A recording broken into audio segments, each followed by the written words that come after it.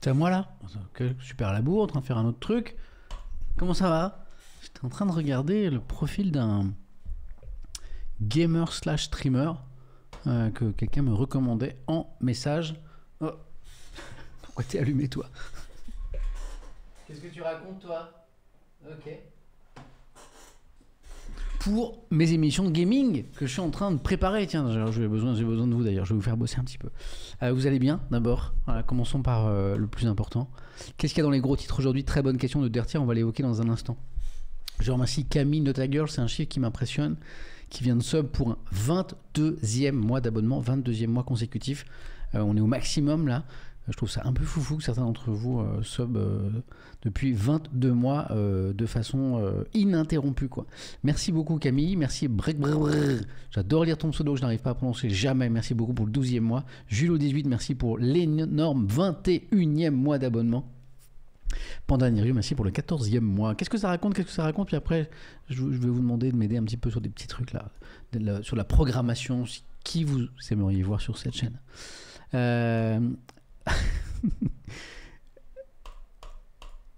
Salut. La Condamine 46 écrit: c'est dingue, j'ai écouté le replay d'hier, le live est venu le remplacer. Ah oui, du coup, quand on écoute le replay sur la chaîne, s'il y a live, ça passe devant, ok. Et pas sur YouTube, bien sûr. J'écouterai le replay cet après-midi en courant. Je ne me lasse pas d'écouter Samuel le bienveillant. Réputation, ça, très surfait. Qui se lâche parfois dans les gros mots, ça c'est vrai. On fait ça ici. But le chat, merci pour le 5e mois d'abonnement. Bonjour, j'ai bien le bonjour de bande de petits filous de Clamaquine là. Il est sympa ce bonjour de petits filous. Ouais, c'est Alexandra a raison. Parfois, le matin sur France Info, je laisse traîner ma tasse de café qui n'est jamais loin sur le bureau. J'oublie de la ramasser. Parfois, les réals gentiment m'engueulent en disant: Sam, ta tasse, c'est moche. Cette petite tasse en carton là. C'est moche. Oh là là, ça va. Mais ils ont raison en fait. Ouais. Oui, j'ai vu Nico Manga, effectivement, les échanges, les polémiques sur les nouvelles règles de Twitch, notamment concernant les sponsoring, tout ça. Mais j'ai vu que ça avait... Il y a Break qui régale et qui offre 5 mois d'abonnement. Qui a besoin de sponsors et de parrains et de pubs quand on a des viewers comme ça? Merci pour les 5 abonnements offerts à la commu. Un jour, il faudra que tu me dises, mais tu me l'as déjà peut-être dit, comment je prononce ton pseudo correctement, ce serait cool. Marmat 85 80, plutôt 89 51, je suis imprécis ce matin. Merci pour le 22e mois d'abonnement. Oui, j'ai vu ça. J'ai vu que Twitch a annoncé des trucs, qu'il y a eu des réactions, qu'ils ont déjà fait une espèce de petite correction qui vont revenir en arrière. Enfin bon, on va suivre ça. On va attendre que ça se tasse un peu pour voir les règles def changées par Twitch.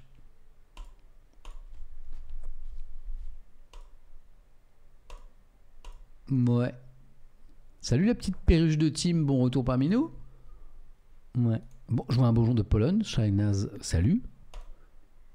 Nora, j'espère que ce n'est pas toi le ou la malade. Même à l'hôpital, me dis-tu, je ne rate pas ta matinée. Alors j'espère que tu dis ça parce que tu travailles à l'hôpital et pas parce que tu es malade ou souffrante. Si c'est le cas, on t'envoie plein de force. Merci Nora, en tout cas. Et merci d'être avec nous. Merci Erwilan pour le 2e mois d'abonnement. Alors, les amis, je vais vous faire bosser un petit peu. Je profite qu'on est un petit peu entre nous, là. Oh, Marmat, ok, la prochaine fois, je laisserai les chiffres de côté. C'est cool que tu aies réussi à trouver des sponsors pour Samplay. Oui, alors effectivement, bon, tenez, je vais vous montrer pour que tout le monde sache de quoi on parle. Hier à 18h tout pile, eh bien, j'ai fait un petit tweet pour annoncer la première. Oh, je vois un raid là, attendez. On annule tout. Voilà. Oh, si tu reviens, j'annule tout, disait un ancien président, je crois. Je n'ai pas vu qui c'était. C'est les amis de Naotech qui nous raident là. Ah, c'est super gentil. C'était Jérôme qui était en live ce matin. C'est Jérôme, ne me dites pas. Ils ont parlé du casque Apple là, hein, sûrement. C'est dans la presse partout ce matin. On en a déjà parlé hier. Je suis sûr que Jérôme s'est régalé avec ça. Peut-être même que vous avez parlé des nouvelles règles de sponsoring sur Twitch. Vous avez parlé de quoi chez Jérôme? Allez voir cette chaîne, excellente chaîne, sur YouTube, sur Twitch, Naotech, l'actualité de la tech. Super streamer, super équipe. Ouais. Merci Culotte Courte, comment vas-tu pour le 7e mois d'abonnement? Vous avez parlé de quoi avec Jérôme ce matin?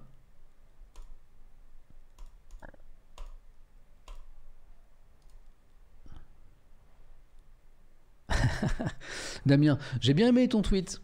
Les revues de presse, finalement, c'était juste pour en arriver là, jouer aux jeux vidéo Pépouze, exactement. Tu m'as percé à jour, c'est-à-dire qu'en fait, depuis le début, effectivement, vous avez parlé avec Jérôme du casque Vision Pro. Ok, je m'en doutais un petit peu. Depuis le début, vous l'avez deviné, en fait, le projet, c'était ça. Voilà. Bon, maintenant, je peux vous le dire. Là, le projet n'était pas de vous montrer un écran vide ou Google, mais ça, plutôt. Voilà. Depuis le début, évidemment, c'était ça. La rencontre avec Étoile, à la faveur de la crise sanitaire. Donc, voilà. Le Covid, c'était moi aussi. La crise sanitaire, c'était moi. La rencontre avec Étoile, il pense que c'est fortuit, que ça s'est fait par hasard. Pas du tout. Tout ça est préparé de longue date. Ça fait 10 ans que j'échafaudais ce plan assez machiavélique. Voilà. La revue de presse, ça faisait partie du plan aussi. C'est-à-dire que voilà, partir dans une autre direction pour vous surprendre. Mais en fait, l'objectif, c'était ça, c'était de jouer, en fait, tout simplement. Voilà, de me plonger corps et âme, jour et nuit, du lundi au dimanche, en passant pour le mercredi, le jeudi, enfin bref, tutti quanti, aux jeux vidéo. Voilà, tout ça a été préparé. Voilà. Et là, on vient de poser la première brique. Non, c'est pas pour la présidentielle de 2027, non, c'est vraiment juste pour jouer aux jeux vidéo, en fait. Et donc, à la rentrée, normalement, si tout va bien, émission hebdo, ça me plaît, c'est le nom de l'émission. Excellent jeu de mots, je le dis parce que c'est vous qui l'avez choisi. Le titre a été trouvé dans le chat le jour où on s'est brainstormé là-dessus. Donc, à partir de la rentrée, donc on va dire septembre, hein, fin août, début septembre, idéalement, chaque semaine, une nouvelle émission, voilà. Et chaque semaine, on découvre un nouveau jeu. Et un invité qui peut être un gamer, une gameuse, un créateur, une créatrice de contenu, ça peut être quelqu'un qui travaille dans l'univers du jeu vidéo aussi. Voilà. Donc on parle de 32, 34 jeux différents et invités différents l'année prochaine. Et on en fait... Ah, Jiraya, c'est une bonne idée. Ouais. Attendez, je prends des notes. Parce que justement, on a calé à Kayane pour la première de vendredi. Mais maintenant... J'aimerais, j'ai pas calé l'invité de la semaine d'après parce que je fais 2 émissions test, hein, donc je me le note. Bon, Jiraya, je l'adore, l'ami Jiraya. En vrai, c'est pas une mauvaise idée. Pas une mauvaise idée, Jiraya, je l'aime bien. Il est venu au moins 3 fois déjà dans les 2 Étienne. Et en fait, donc 2 émissions test. Donc moi, j'avais très envie de commencer avec Kayane parce que je l'ai déjà reçu à la maison et je trouve que c'est une personne assez étonnante, extraordinaire. Grosse énergie, hyper gentille, totalement passionnée par ce qu'elle fait. Voilà. Et donc, je me suis dit que c'était une bonne idée d'inviter une professionnelle de l'e-sport en plus pour cette première de Ça me plaît. Donc, on va se régaler autour de l'univers de Street Fighter avec Kayane. On va pas que jouer. Hein. On va arriver, 20h vendredi, on va se poser tranquillement. On va parler un petit peu de Street Fighter, de pourquoi Street Fighter, pourquoi joue-t-elle à ce jeu, l'histoire un peu du jeu. Très vite, on va commencer à jouer assez rapidement. Vous allez vous moquer, je vais être ridicule, c'est un peu l'objectif. On est là pour passer un bon moment. Elle va nous impressionner parce que ça je le sais. Et on va parler donc de Street Fighter, de la saga Street Fighter parce qu'elle n'a pas commencé hier, du rapport de Kayane aux jeux vidéo en général et de l'univers du jeu vidéo en général, son histoire, son actualité, son évolution, son futur peut-être. Et donc ça nous donne une émission à la rentrée. Qui n'est pas qu'un coup de projecteur sur un jeu et sur un gamer ou une gameuse, mais qui au-delà nous permet de parler du jeu vidéo tel qu'il est inscrit de façon extrêmement forte aujourd'hui dans la société, sa créativité, son côté créateur de liens d'ailleurs, hein, entre les joueurs, entre les générations aussi. Donc on va pas manquer de matière. Et en plus, moi, du coup, je me suis trouvé une idée d'émission où je vais passer du bon temps parce que, évidemment, je vais jouer et bien m'amuser, je l'espère, et me faire ratatiner par tous les invités. C'est ça qui va être drôle aussi. Voilà le pitch. Et donc on commence avec Kayane vendredi 20h là, pour Street Fighter. Et puis j'ai une deuxième émission test avant la rentrée qui sera le vendredi suivant. Et j'ai pas décidé encore, j'ai pas trouvé encore le streamer, la streameuse, le gamer, la gameuse. Donc j'ai noté déjà Jiraya, je trouve que c'est une excellente idée. Voilà. Meltox qui a écrit Kayane, elle m'a déglingué sur Street Fighter à la Paris Games Week.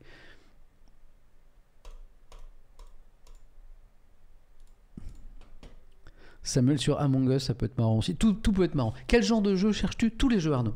En fait, moi je suis d'une infinie curiosité de tout. C'est pour ça que je suis devenu journaliste. Et donc, en fait, j'ai aucun a priori. Tout m'intéresse. D'autant plus que je connais mal cet univers. Et l'idée, c'est de l'explorer, justement. Un vieux machin. Bien sûr qu'il y aura un replay YouTube, bien sûr, bien sûr. Bien sûr. Est-ce que je vais tester LOL? J'ai déjà testé LOL il y a longtemps pour rigoler. Mais on retestera. Pas sûr. Bon, je pense que je trouve le jeu est quand même, je trouve le jeu un peu complexe d'approche. Bon, je totalement largué même. Et donc c'est peut-être pas un des premiers que je testerai, mais on s'y remettra. Dina pour Just Dance. Attendez, Just Dance, faut danser? Faut vraiment danser genre en vrai pour le jeu vidéo ou pas? Je le note, mais s'il faut danser, ça va pas être possible en fait. Dina, Just Dance. Qui m'a fait cette gentille proposition? Où es-tu? Il faut que je me prenne un peu de café. Le réveil à 2h du matin a laissé ses traces. Où es-tu? C'est Nico Manga. Nico Manga, merci. Bruce Gannick pour FIFA. Ah, et en plus il est nantais, donc c'est un petit derby. Pas mal. Ok, pas mal ça. Putain, en fait, je vais arrêter de bosser. Il suffit de vous demander des bonnes idées. C'est même pas la peine que je réfléchisse de mon côté. Vous avez sans arrêt, toujours, de façon permanente, absolue et infinie, des bonnes idées. Voilà. Je rappelle que le nom de cette émission, c'est vous qui l'avez trouvé, par exemple. Bruce. Donc c'est Granek. FIFA. Bon, je suis nul, mais je crois savoir que c'est un jeu de foot. Ok, je vous lis. Ah non. Lightwags, ça me plaît, ne remplacera pas l'hebdo Étienne. Hein. Si j'arrive à faire naître cette émission, c'est-à-dire à trouver les parrains, les sponsors pour m'accompagner, et que, idem, j'arrive à trouver des parrains, des sponsors pour la saison 2 de l'hebdo Étienne, il y aura ces 2 émissions, bien sûr. Link, Link, je l'aime beaucoup, il est venu à la maison aussi. Link sur Rocket League. Oh, vous êtes géniaux! Rocket League. Pas mal ça. Là, je valide tout ça. Hein. Little Big Whale. Oh, bah, Trivia, bien sûr, ça c'est prévu. Hein. Alors, comme j'ai déjà une fille avec Kayane, peut-être un garçon, peut-être pour la deuxième. Zera, bien sûr. Mister MV, Ava. Que des idées, pour le coup, auxquelles j'avais déjà pensé. Un stream qui n'est pas sur Diablo 4. Non, ici on est. Mais on est quand même sur le jeu vidéo, tu vois. On prépare un petit peu tout ça. Mais on va plutôt lire les journaux dans un instant. Ouais. Ok. Mais j'abandonne pas l'hebdo Étienne, je vous rassure. C'est en plus tout ça. Rayou, évidemment, c'est une de mes premières idées. Voilà. AlphaCast, j'aime bien aussi AlphaCast. Qui est venu à la maison aussi. Sur Overwatch, ok. Désolé, hein, je vous fais travailler et je prends des notes sur Overwatch.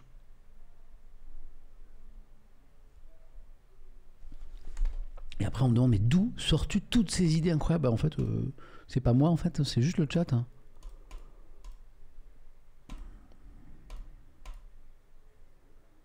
Ah non, bien sûr, pas que des jeux populaires, comme tu dis, Romain. Moi, je suis ouvert sur tout, quoi.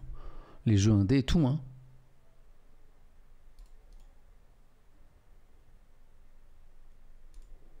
Je connais pas Zwift. Romain, je le note. Ok. Bon, ok. Faire des sorties de jeux. Comme Waven. Super jeu français qui sort bientôt. Oh là, il y a trop de bonnes idées là. Trop de bonnes idées. Hâte de voir quel personnage tu vas prendre dans Street Fighter. Faut que je me penche sur la question. Waven, super jeu français qui sort bientôt. C'est pas mal ça, découvrir un jeu, ouais. Je note. Désolé, je pense qu'on va pas faire de revue de presse, je vais juste prendre des notes. Non, je déconne. Il fait chaud ce matin, hein. La vache, j'ai chaud là, je vais enfler mon... Qui sort bientôt. Waven. Ok. Ouais, découvrir. Ah, on fera ça aussi. Hein. Je pense que certaines émissions seront des émissions un peu d'actu, genre découverte d'un jeu qui vient de sortir. Quoi. Mais c'est là où je serai très à l'écoute de vos propositions d'ailleurs. Je pense que j'ai à peu près 600 messages de retard. Il faut danser pour Just Dance. Bon, ça peut être possible. Ok. Ouais. Arnaud de sa mère pour le jeu de voiture. Ouais, Arnaud, bien sûr.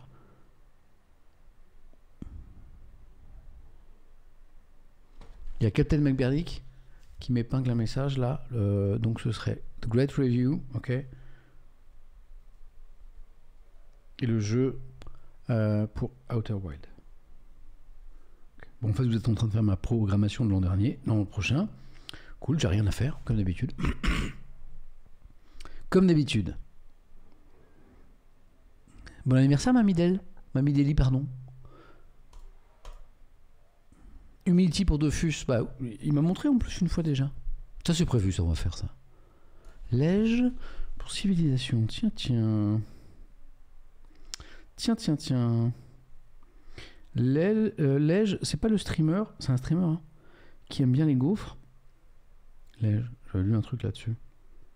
Gaufre de Lège. Excellent Samuel Etienne, pleine forme. Désolé. Un jeu d'horreur avec Magla. Magla. Jean pour Flight Simulator, c'est impératif Nico Manga.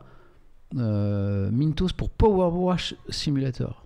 Oh, il y a un peu trop de bonnes idées là. AlphaCast sur Age of Empire, oh, c'est bien aussi. Oh non, bon écoutez, la revue de presse ça va attendre. Mintos, ok, Mintos pour Power Wash Simulator. Putain, la correction a voulu mettre Power Wash Simulatrice. Merci la correction quoi. J'ai vu de nouveau AlphaCast pour pour Age of Empire. Ça existait même à mon époque ça. Quand j'étais jeune. Bon, je sais pas si vous vous rendez compte. Donc je vois, bon, je pense qu'il a un peu changé depuis, mais ça m'a rappelé des souvenirs de quand j'étais vert. Pas vert de rage, juste vert frais quoi. Ok. Gaël mon fils. Ah la monf. Ah ouais, trop bien. Notamment pour FIFA, d'accord. Je sais que Gaël c'est un gamer, il a streamé aussi.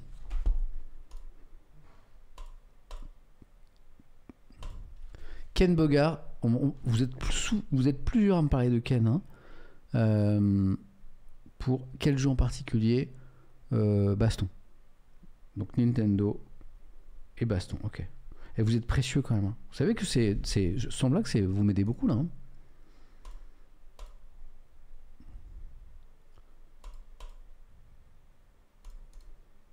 Ouais, Link, ouais. Antoine Daniel, GeoGuessr, pardon. Ponce sur Mario Kart, c'est une. Oui, ah oui, c'est vrai que Ponce, putain, il est tellement incontournable là-dessus. Bien sûr. Humility pour Dofus, c'est une évidence aussi. Jean Massier, vous m'en avez Terracide sur Minecraft. Terra, il est bien sur. Oh, c'est excellent. Que des gens dont je connais et j'apprécie le travail. Tout ça. Et on va pas manquer d'idées pour faire ces 32 émissions l'an prochain. Julien Chies, je le connais, mamie, je l'ai reçu. Je l'ai reçu à la maison, Julien. Il viendra. Hugo Lissoir sur Star Citizen. Bien ça. Quand je note pas, c'est que en fait, je l'ai déjà noté quelque part dans les jours précédents. Star Citizen. Ok.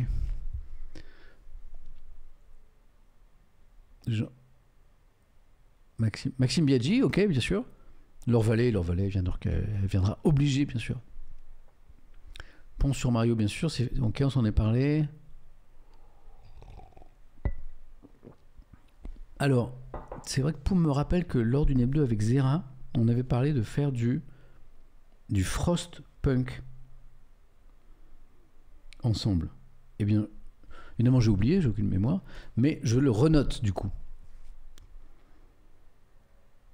Ken Bogart, surtout Nintendo Psychotique, me le propose aussi. Ah non, Camille, c'est mieux que ça. Camille nous dit donc l'année prochaine, ce sera un vendredi sur deux l'hebdo, un vendredi l'émission de gaming. C'est les deux. C'est deux hebdos. C'est-à-dire que tous les vendredis, vous aurez l'hebdo Étienne comme d'hab, et un autre jour de la semaine qu'il faut que je détermine, que j'ai pas choisi encore, ce sera Simplet. Ça fera deux hebdos. On va essayer de faire ça. Non, merci Clo-Clo. Bon rétablissement surtout. The Witcher, ouais, j'aimerais bien jouer à ça. Galac, propose-moi un streamer pour The Witcher.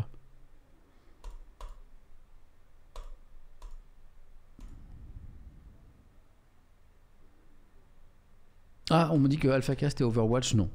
Qu'il a arrêté de jouer. Donc je mets non. Qu'il veut plus jouer. Je vous note. Hein. Il y a des débats dans le chat, c'est très intéressant. Ouais. Dofus Humility, oui. Oui.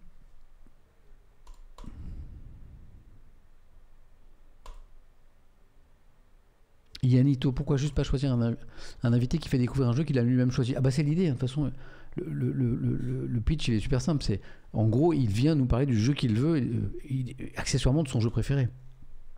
Après là, vous me donnez déjà des idées de pairs gamers, gameuses et jeux, quoi. Mais ça me permet de savoir qui je pourrais inviter, quoi. Mais à la base, il faut qu'évidemment ce soit un choix de l'invité. Il va falloir que tu prévois une petite enveloppe si tu veux acheter des jeux. Oui, culotte courte, et pas seulement pour acheter des jeux d'ailleurs, parce que je vais essayer de faire une jolie émission, donc il va coûter un petit peu de sous. Donc c'est pour ça que j'ai besoin aussi de sponsors et de parrains, sinon il n'y a pas d'émission.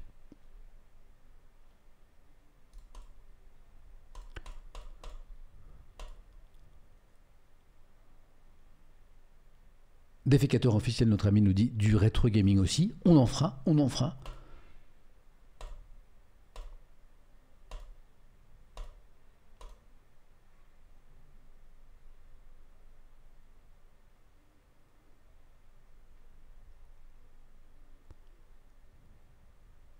Je vous lis.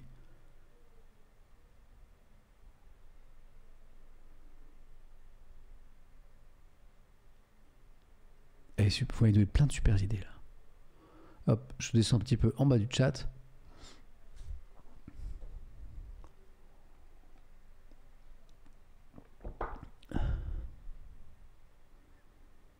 Amourante pour du ASMR, mais alors, qu'est-ce que c'est comme jeu vidéo ça? Qu'est-ce que c'est comme genre de jeu vidéo ça? Qu'est-ce que c'est que ce genre de... À quel genre de jeu vous voulez que je joue en fait avec ce... Hein?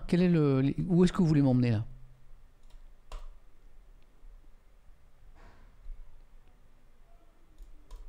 Tu feras quel jeu avec Zerator? Le jeu, Antoine, qu'il aura envie d'évoquer avec moi.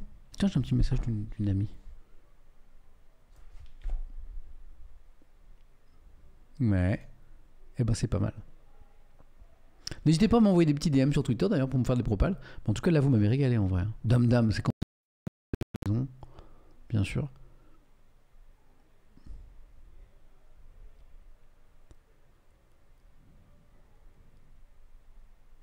J'adore. Prêt pour vendredi? Je suis prêt. J'espère que vous êtes prêts, j'espère que vous serez là vendredi. Parce qu'évidemment, moi c'est mon idée, c'est mon... Comment dire, c'est un peu mon... C'est une obsession, hein, ça. Je songe à cette émission depuis un moment, évidemment, vous imaginez bien que je ne l'ai pas imaginé il y a une semaine, ça fait longtemps que je réfléchis à ce concept. Voilà, très envie de m'immerger dans cet univers du jeu vidéo. Après, il faut que ça vous plaise, que ça vous amuse, cette démarche-là. Le pitch, il est Samuel Etienne, 52 ans, qui a joué pour la dernière fois aux jeux vidéo en 1988. La plupart d'entre vous, vous n'étiez pas nés. Eh bien, se lance dans la découverte de cet univers qui est super riche, qui est celui aujourd'hui du jeu vidéo. Et après, si ça plaît pas, s'il n'y a pas trop de monde, bon bah je passerai à autre chose. Hein. Je veux dire, je sais pas. Moi, je pense que c'est une super idée. J'ai très envie et je soupçonne beaucoup de liberté et de plaisir dans cet exercice. Mais après, il faut que ça vous plaise, bien sûr. Donc. Et les 2 émissions test qu'on fait la vendredi et le vendredi d'après, et justement, c'est pour voir si ça le fait, quoi. Hein? Cyberpunk 2077, ouais.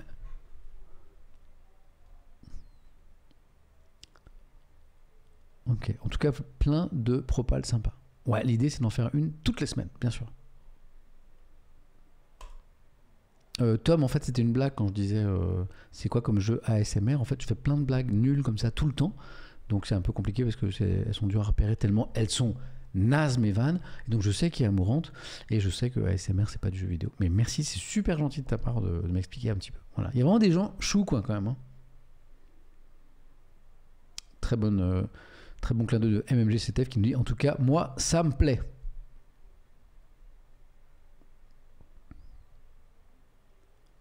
On peut te contacter ou si on a une idée ou te proposer ça, bien sûr. Lloyd, en fait, mes DM sont ouverts sur Twitter, donc tu m'écris autant que tu veux, quoi. Bertrand Hamar, il viendra, Bertrand Hamar. Bien sûr. Bon, allez, je me dépêche parce qu'en fait, je suis obligé de vous laisser à 11h30. What? Oui, je sais. Ça fera un stream de 2 heures en tout, c'est très court. ¿Por qué? Porque te vas. ¿Por qué? Parce qu'en fait, j'emmène mon petit Malo, mon aîné, de bientôt 7 ans, chez le dentiste. C'est important et je l'emmène à midi, donc j'ai mis le réveil là à 11h30, à 11h30, je file. Donc c'est dans 1h30. Autant dire que il faut lire les journaux, hein, sinon on va pas y arriver. Mais on va essayer de se mettre une bonne énergie et on y va. Donc oui, courage aux petits. Attends, c'est une visite comment dire, pas de courtoisie, mais une visite prévue, quoi, une visite de routine entre guillemets, voilà, pour voir si tout va bien au niveau de ses dents et tout. Ah, peut-être de contrôle, voilà, peut-être qu'il y a nada, hein, voilà. Donc bon, souvent moi quand j'allais gamin pour les visites de contrôle, on allait un peu au-delà du contrôle, quoi. Donc j'espère que pour Malo ça va bien se passer. Il commence à perdre ses dents, chouchou. Là, ça, il a ses 2 premières petites dents de lait là, trop mignon. La souris qui passe, tout ça. Sef, merci pour le 5e mois d'abonnement. Damo007, merci pour le 6e mois d'abonnement. KouyutXX, merci pour le 4e mois d'abonnement. Mamie Deli, merci encore pour le 5e mois d'abonnement.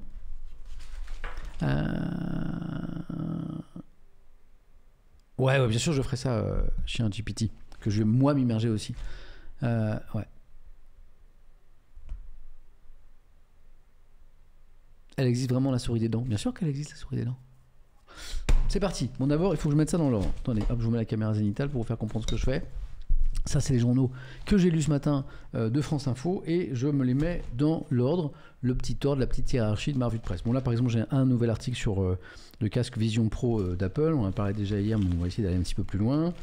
Ok, ça, c'est sur ce qui s'est passé là sur le barrage en Ukraine. C'est important. On va mettre ça au début. La Croix en parle aussi. Mais c'est l'article de Libération, parce que j'ai choisi un article, bien sûr, sur ce sujet. Ici, là, sur le barrage qui a subi une explosion hier et qui s'entraîne énormément de conséquences humaines, environnementales et même sur le conflit. Donc ça, on en parlera. Hop, mais c'est l'article de Libé qu'on lira. Oh, ça, c'est OK. Dans Libé, tiens, moi, je vous fais le sommaire en même temps. Donc vous voyez, l'histoire du barrage, c'est en une du Figaro. C'est en une de la Croix, donc on regardera rapidement les titres. Ça vous montre que c'est très très présent ce matin dans vos journaux. C'est aussi à la une de Libération. Et dans Libération, eh bien, hop, je vous parlerai d'autre chose. Une étude assez carrée de l'Institut des politiques publiques sur l'impôt payé par les ultra-riches. Pas les riches, pas les très riches, pas les très très riches, les ultra-riches. C'est-à-dire on parle de quelques dizaines, quelques centaines de foyers en France, selon la définition qu'on retient. Et la conséquence, ce qu'a découvert cette étude, c'est que passer un certain niveau de richesse, mais c'est très haut, hein, c'est énorme, hein, je crois qu'on parle de... ouais, on est à partir de 900 000 euros de revenus par an, hein, pour un foyer fiscal. Quand on commence à être très très riche comme ça, à partir de 900 000 euros de revenus par an, eh bien à partir de 900 000 euros, plus on va vers les ultra riches, les gens pour qui un foyer fiscal 900 000 euros c'est un petit peu des pauvres, donc les gens vraiment très très très riches, plus on va vers ces gens, voilà, qui gagnent genre 35 millions par an par exemple, il n'y en a pas beaucoup mais il y en a, eh bien on se rend compte que les ultra riches payent moins d'impôts proportionnellement que les riches, que les très riches. Pourquoi? Comment se fait-ce? Eh bien, on lira ça. On prendra le temps parce qu'il faut aller doucement pour pas dire des conneries, pour pas se tromper dans l'analyse, mais je vous ai mis ça de côté. Voilà. Donc ça, c'est les impôts. On fera quand même un point sur la 14e journée d'hier de mobilisation contre la réforme des retraites. Bon, vous avez peut-être vu les actus ce matin. Faible mobilisation. Hein, c'est, disaient des confrères ce matin, la plus faible en mobilisation des 14 journées, voilà. Donc il y a beaucoup de journaux ce matin, presse nationale, presse en région, qui disent bon, est-ce que c'est la fin, est-ce que c'est le baroud d'honneur de ce mouvement contre la réforme des retraites? En tout cas, bon, il y a moins de monde dans les rues, ça c'est sûr. Donc l'humanité en parle ce matin, mais aussi du fait. Merci Camille, tu régales. Merci beaucoup. Merci Pépin Camille pour les 5 abonnements offerts à la commune. Merci Didier pour ce 13e mois d'abonnement. Et l'humanité parle d'autre chose. L'humanité reconnaît qu'effectivement, voilà, le truc, à un moment, on ne va pas se mentir, comme le dit IndyCase dans le chat, c'est terminé. On ne va pas se mentir. Mais ce n'est pas parce que ce mouvement contre la réforme des retraites est terminé que cette énergie, cette mobilisation au niveau des manifestants, au niveau des syndicats ne va pas donner autre chose sur d'autres sujets C'est ce que nous dit l'Humanité ce matin. On lira ça. Voilà. Notamment plus d'exigences démocratiques. Le Parisien nous reparle de ça. C'est pas la première fois. Et je crois que la dernière fois déjà, c'était le Parisien. Notamment. De l'abaya. L'école face au défi de l'abaya. Donc l'abaya, c'est cette tenue-là pour les filles ou pour les femmes, et que vous voyez de dos ici. Pourquoi on en parle? Pourquoi le Parisien en parle? Parce que les incidents liés au port de cette tenue à l'école, école, collège, lycée, dont le port est encouragé par l'islam rigoriste, les incidents se multiplient dans les établissements français. Qu'est-ce qu'on entend par incident? Le ministre de l'Éducation a quand même réuni les recteurs d'académie sur ce sujet. Voilà, donc on reparlera de ça, c'est pas la première fois, pour voir quelles sont les interrogations par rapport à ça. Voilà. Et puis,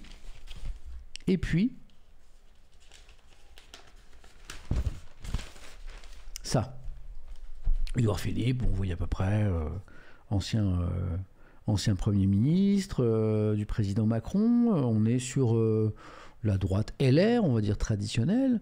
On est sur quelqu'un qu'on présentait comme un jupéiste. Voilà. Et puis, il y a un petit virage là d'Édouard Philippe sur l'immigration. Et on a un ton, des propos, des propositions, pas très éloignées de celles de la droite la plus radicale, pour ne pas dire pas très éloignées de celle du Rassemblement national. Voilà. Pourquoi Édouard Philippe fait ce move sur l'immigration aujourd'hui? Voilà, petite analyse dans le Parisien. Il n'est pas impossible que c'est un rapport avec une éventuelle candidature à la présidentielle de 2027. Voilà, ça a pu surprendre certains, ce petit mot. Petit fan, c'est très gentil, merci pour l'abonnement. Et c'est pas tout. Alors, ouais, dans les Échos, j'ai 2 articles sur le casque Apple. Là. Voilà, tiens, on le voit d'ailleurs ici. Alors, on vous en a déjà parlé hier, mais vu la montagne de réactions sur l'outil, là, je pense que c'est bien d'en reparler un petit coup ce matin. Salut Pouya, bienvenue, bon retour. Voilà. Et puis on parlera un petit peu de Roland Garros, parce que là on est en dernière semaine et ça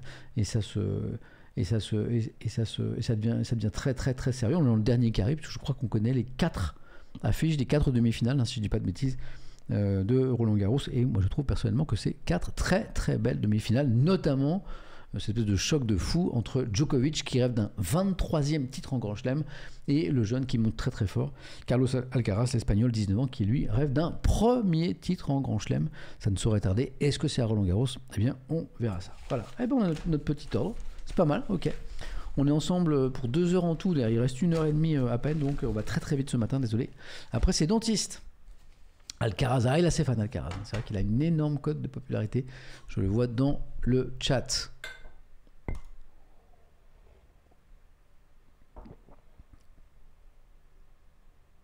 Pourquoi vous me parlez de Pompidou? Qu'est-ce que j'ai dit? J'ai dit un truc. Et, vous êtes plusieurs à dire et Pompidou par rapport à quoi? J'ai zappé. Tu fais ça tous les matins, Minoyen? Ouais, quand je peux, ouais. Sauf quand j'ai question pour un champion, c'est impossible. On essaie d'être là tous les matins. Pompidou et Chirac. Excusez-moi, vous parlez de quoi? J'ai dû dire un truc qui allait pas, mais j'ai oublié. Ou alors vous parlez entre vous d'un truc? Pompidou, c'était quoi? Racontez-moi, parce que j'ai Keblo là sur les gens qui me disent hey, pourquoi t'as oublié Pompidou? Qu'est-ce que j'ai dit? Ah, c'est une réponse à un com. Ah, oui. Parce que bon, je suis pas tellement étanche le matin, et parfois je suis à côté de mes pompes, et du coup, je n'ai pas parlé de Pompidou. Ok, d'accord. Sur le premier homme à avoir été Premier ministre et président. Ah oui, quelqu'un a dû dire que Édouard Philippe pourrait devenir le premier homme à avoir été Premier ministre et président, effectivement, et certains ont rappelé Jacques Chirac. Jacques Chirac qui a été Premier ministre, ou Valéry Giscard d'Estaing qui est devenu président. Quelqu'un me parlait de qui encore? De Pompidou, Premier ministre de Gaulle, et qui est devenu président, effectivement. Vous avez raison. Bien joué. Hey, bravo. Ah, je dis une bêtise, Alcaraz a déjà gagné l'US Open. La vache, il a déjà gagné l'US Open. Putain, je suis nul. T'es si jeune, donc il a déjà gagné un grand chelem.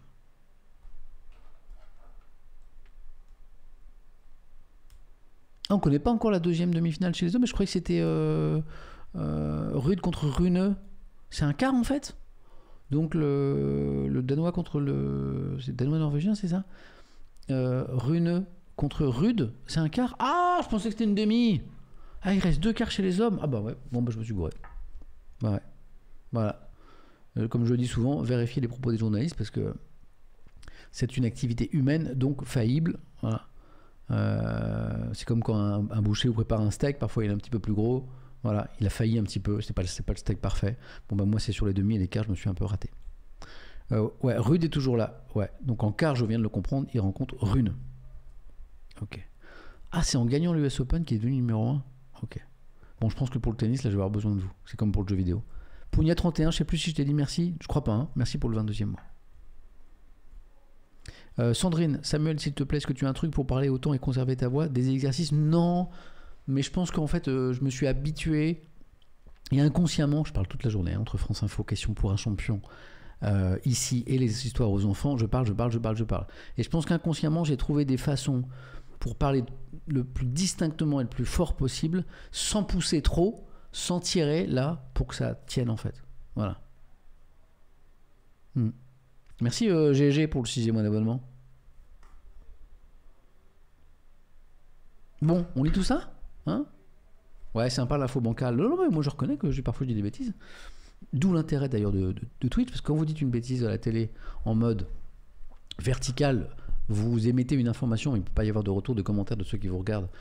Et quand vous émettez une info ici et que c'est une grosse connerie comme ce que je viens de dire sur les quarts à la demi hommes de Roland Garros, bah, là c'est corrigé tout de suite, ce qui veut dire que ceux qui écoutent à côté et qui n'avaient pas repéré l'erreur, eh bien, ont la bonne info. Ça c'est grâce à vous. Ça c'est top.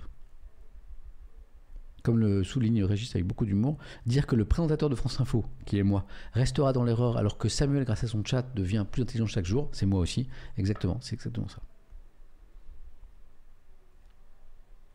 Bon télétravail, Lolo. Pova nous fait un commentaire assez intéressant sur la gestion de la voix, et Pova nous dit « Perso, quand je parle trop, je dois aspirer de l'air parce que ça me fait rôter. » Moi, je dis...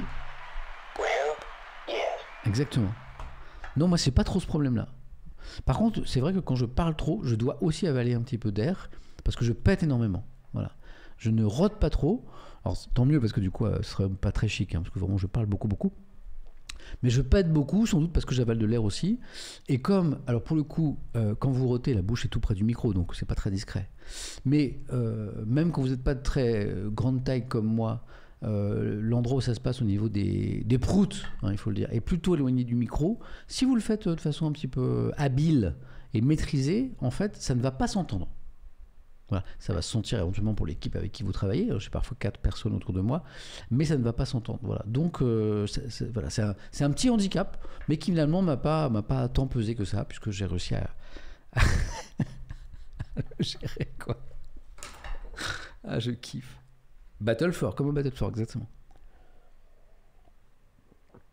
Coldrin 50 les pauvres sur le plateau, les pauvres dans l'équipe de Samuel, bah ouais, mais enfin bon, ça se mérite de bosser avec moi, je veux dire, voilà, c'est une chance hein, de bosser qu'un vieux comme moi, avec son expérience, qui donne des petits conseils, qui accompagne et tout, donc à un moment, si tu veux, voilà, ça peut avoir un prix. Bon, pour le coup, le prix, il est au niveau olfactif. Voilà. Voilà. L'envers du décor, ouais. Peut-être que tout le monde pète sur le plateau, je ne dirais pas pour les autres. Voilà. Bon, en tout cas, il y a une clim très efficace, donc ça reste jamais très longtemps non plus. Voilà. Si j'imagine, je sais pas, si j'ai... Parfois, je pense que... Parfois, je me dis, tiens... Parfois, je me dis, tiens, dans le chat, il y a peut-être quelqu'un de... Genre un de mes patrons France Télévisions qui me regarde, quoi, et qui tombe sur mon stream en mode, ah, mais on parle beaucoup des streams de Sam, là, j'ai regardé, ça a l'air, tout le monde en parle et tout... Et il arrive sur cette séquence, tu vois.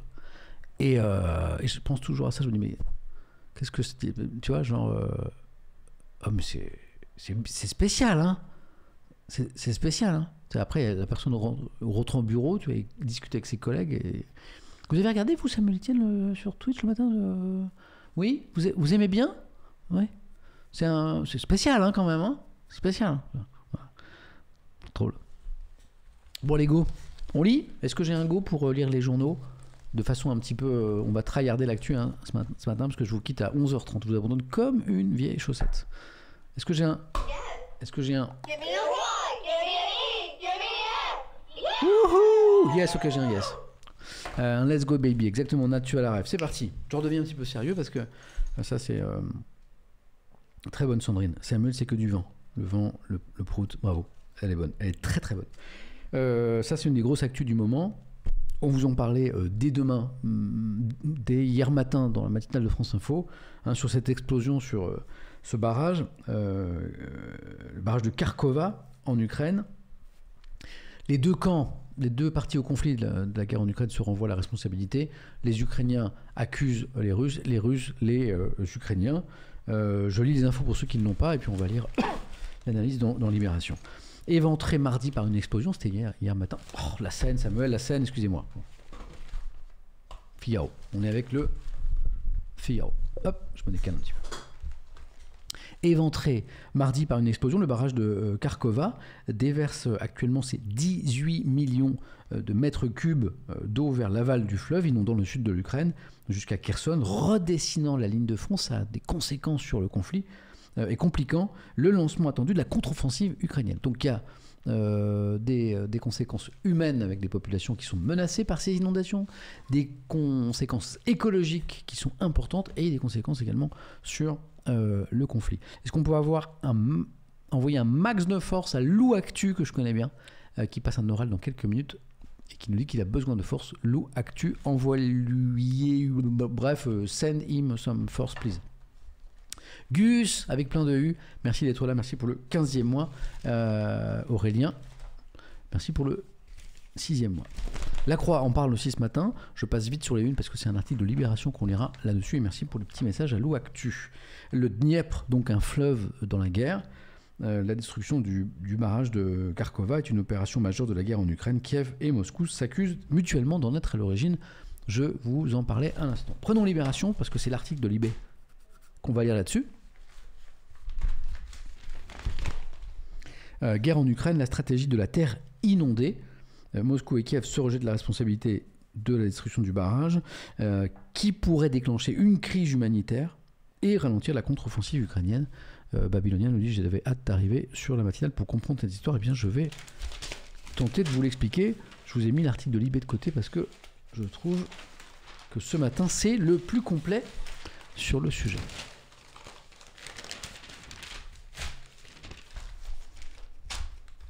Barrage en Ukraine, les flots et l'effroi.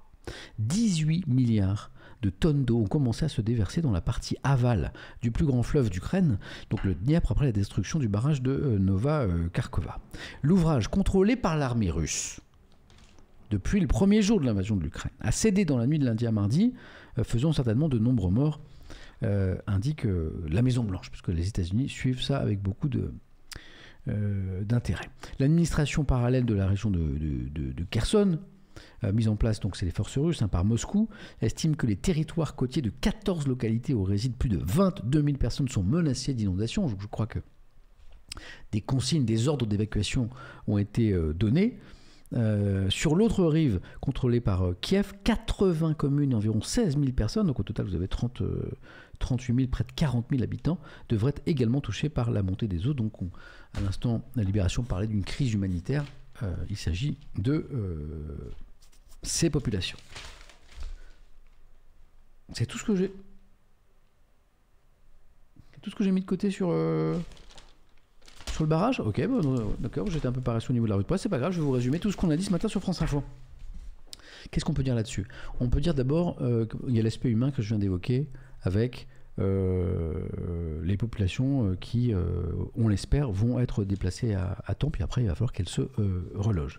Il y a l'aspect militaire qui est important aussi. Pourquoi? Parce que on attend une vaste contre-offensive des forces ukrainiennes contre la Russie. On se demande même si elle n'a pas déjà commencé. Et en fait, ces inondations vont sans doute gêner, ou peut-être gêner cette grande contre-offensive ukrainienne. J'avais un article qui en parlait ce matin. Où est-ce que je l'ai mis? Bref. Et qui disait en fait, que l'intérêt des Ukrainiens, c'est d'avoir une très longue ligne de front pour que les Russes ne sachent pas où ils allaient attaquer. Et là, du coup, il y a une zone où a priori, ils ne vont pas pouvoir attaquer. en raison des surfaces inondées. Coldrin 56 dit la surface inondée doit être immense, exactement. Et puis il y a l'aspect écologique dont on vous a beaucoup parlé ce matin dans la matinale de France Info avec David Lefort, notre spécialiste sciences, parce qu'en fait, notamment il y a une réserve naturelle dans le coin, voilà. Il y a une baisse brutale du niveau des eaux donc en amont du barrage qui menaçait tout un écosystème et donc certains parlent d'une crise écologique comme on n'en a pas eu depuis des années non seulement en Ukraine mais en Europe. Voilà un petit peu tous les enjeux humains, stratégiques et environnementaux. Voilà. Mais on va continuer à suivre ça dans les prochains jours. Et puis comme le dit Défécateur, on voit évidemment pas mal de spéculations sur les réseaux sur qui est à l'origine de la destruction. Qui est à l'origine de la destruction? Les deux parties se renvoient la responsabilité, les Russes disant que c'est les Ukrainiens, les Ukrainiens ce sont les Russes. J'ai lu pas mal de choses intéressantes ce matin qui disaient notamment que le soupçon pointe quand même est dirigé vers les forces russes. Pourquoi?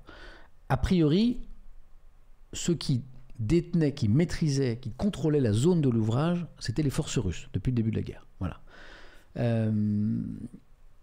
A priori, on est prudent pour l'instant, l'ouvrage n'a pas été frappé par des bombardements, mais par des explosions qui seraient des explosions internes, voilà, au barrage. Donc c'est pour ça que les Russes sont davantage soupçonnés. Dernière raison pour laquelle les soupçons se dirigent plutôt vers la Russie, qui avait intérêt à ce que ce barrage soit endommagé et provoque ces inondations énormes qui vont geler le front dans une certaine zone et empêcher la contre-offensive que préparaient peut-être les Ukrainiens dans cette région. A priori, c'est les Russes qui avaient aussi un intérêt pour cela.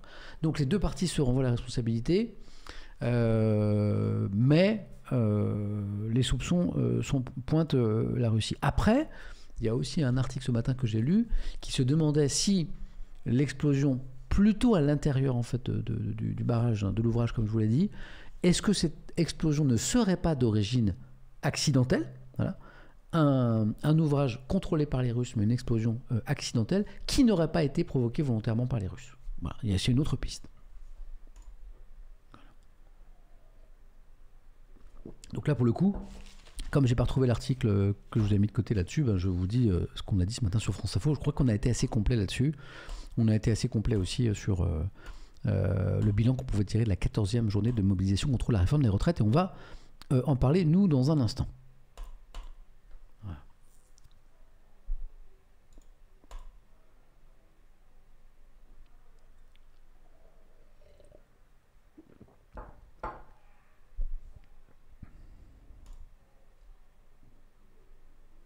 Voilà.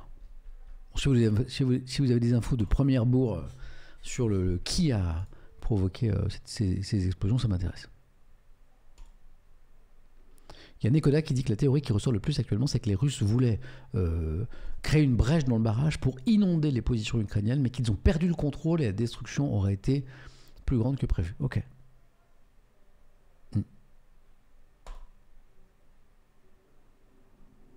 Ouais. Dromadaire en même temps s'interroge, est-ce que c'est possible de faire exploser un barrage accidentellement? Est-ce qu'il y a vraiment des trucs explosifs dedans? Oui, c'est vrai que c'est une bonne question.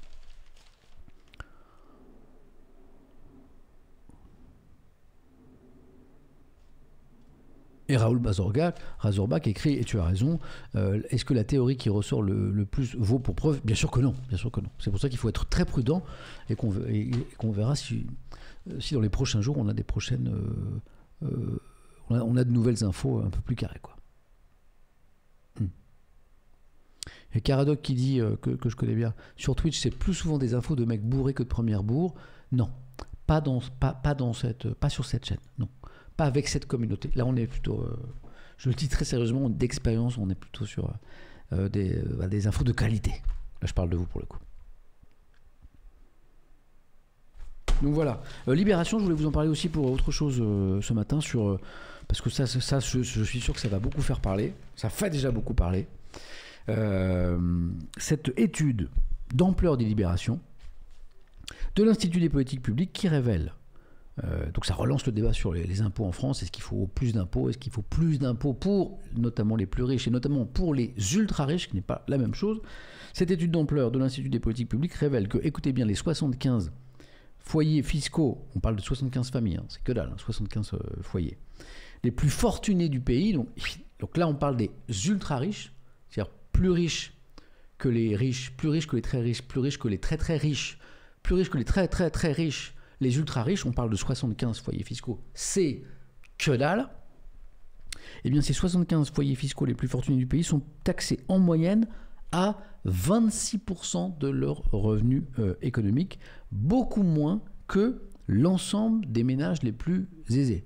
Pas beaucoup moins que les Français. Vous savez qu'il y a une grosse partie des Français qui ne sont pas imposables à l'impôt sur le revenu. Donc, on va pas dire cette phrase qui n'aurait pas de sens. Les ultra-riches en France sont beaucoup moins imposés que les Français, parce que 26% c'est quand même un taux d'imposition, mais ce qui est très intéressant, c'est qu'ils sont moins imposés que la moyenne des riches et des très riches. Voilà, c'est ça ce que dit exactement cette enquête, ne lui faites pas dire autre chose. Voilà.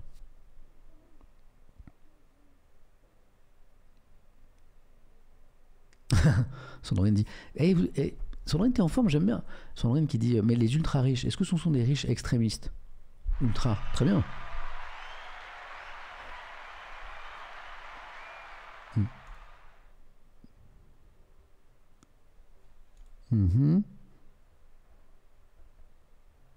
Bien sûr, Chris Prolls, merci pour ton message. Si la question des pourcentages peut effectivement être choquante, écris-tu, sait-on combien ça représente exactement en cours, en euros d'imposition? Ils sont peut-être moins imposés en pourcent, mais qui représentent bien plus en euros. Oui, sauf que, petit cours de fiscalité en France, le principe de l'impôt sur le revenu, l'IR, c'est que c'est un impôt progressif. Plus tu gagnes, plus tu as des revenus importants en France, plus ton IR est important proportionnellement, en taux. Bon, je pourrais vous montrer les taux, on le fait souvent pour que ce soit très parlant, mais en fait, plus tes revenus sont importants, plus ton taux marginal d'imposition, le marginal est important, je ne rentre pas dans le détail, il est important. C'est-à-dire que, imaginons que, je dis n'importe quoi, si tout le monde était taxé à 20% pour les gens qui sont imposables. Bon, évidemment, ceux qui gagnent beaucoup d'argent, ces 20% représentent plus d'euros que quelqu'un qui a un petit salaire. Ça va sans dire. En France, ce n'est pas notre système. Certains le proposent. Vous avez dans la classe politique française des gens qui proposent, plutôt à droite, un taux d'imposition qui serait unique pour tout le monde, en disant, bah voilà, 20% de quelqu'un qui gagne 1 million par an, bah ça rapporte déjà beaucoup d'argent, c'est pas la peine de l'imposer à 30 ou à 35 ou à 40 ou à 45%. En France, c'est pas ça. Vous avez un taux marginal d'imposition. Attendez, je vais vous le montrer parce que c'est quand même super plus lisible. Je pense que tout le monde le sait, mais toujours bien de le rappeler. Donc, on va mettre le barème. Je vais vous montrer le barème de l'IR. Voilà. On va sur servicepublic.fr, comme ça la source elle est nickel, pour que ce soit vraiment parlant pour tout le monde. Parce que parfois, il y a des gens qui ne sont pas au fait de ça et c'est important. Si vous gagnez moins de 10 777 euros, donc en brut, en aide fiscale, par an, eh bien vous payez pas d'impôt, vous n'êtes pas imposable. Si vous gagnez entre 10 778 et 27 478, bon je vais arrondir à chaque fois, sinon on ne va pas y arriver, 11% de ce revenu, vous le payez en impôt. Attention, ça se complique. Si vous gagnez entre 27 000 et 78 000 euros, vous payez 30% d'impôt. Mais attention, pas 30% de tous vos revenus. Non, vous allez d'abord payer 11% de vos revenus, compris entre 10 000 et 27 000, d'accord? Et ensuite, vous paierez 30% des sommes qui sont au-dessus, et ainsi de suite. Par exemple, si vous gagnez entre 78 000 et 168 000 euros par an, ce que je vous souhaite, eh bien, vous paierez 41%. Non pas 41% d'impôt sur tous vos revenus. 41% d'impôt sur vos revenus compris entre 78 et 168, puis, ou plutôt avant, vous aurez payé 30% d'impôt sur vos revenus entre 27 et 78, et vous aurez aussi payé 11% d'impôt sur vos revenus compris entre 10 000 et 27 000. Un impôt progressif. Et enfin, si vous gagnez plus de 168 994 euros par an, ce que je vous souhaite encore une fois, eh bien vous paierez 45% d'impôts, non pas sur la totalité, mais 45% pour toutes les sommes qui seront supérieures, enfin tout ce qui dépassera les 168 000 euros, j'espère que c'est clair. Donc le choix qui a été fait en France, c'est non pas le même taux pour tout le monde, c'est que plus on est riche, plus on a des revenus importants, et plus le taux marginal, c'est pour ça que le marginal est important, c'est ce que je viens d'expliquer ici, est important. Bon, après, il en reste toujours. Bon, à titre personnel, j'ai toujours dit que moi, par exemple, j'étais très content de payer beaucoup d'impôts parce que j'ai quand même remarqué que c'était parallèle, c'était une espèce de... comment dire, il y avait une espèce de lien assez étroit entre le fait que, comme je travaillais de plus en plus, et puis avec l'expérience, les boulots me rapportaient un peu plus que quand j'étais tout jeune, eh bien, il y a quand même... certes, je payais de plus en plus d'impôts, mais mes revenus étaient aussi de plus en plus importants. Et ce qui me restait de plus en plus important. Voilà, c'est corrélé, merci Défécateur, malgré l'augmentation du taux marginal d'imposition. Voilà. Donc, bon, moi, je fais partie de ces gens. Bon, après, on comprend pas, on valide pas, qui sont contents de payer des impôts. Voilà. D'abord parce que ça veut dire que si j'en paye, c'est que j'en gagne. C'est con, mais c'est ça. Et je pense qu'il y a plein de gens qui aimeraient payer beaucoup d'impôts.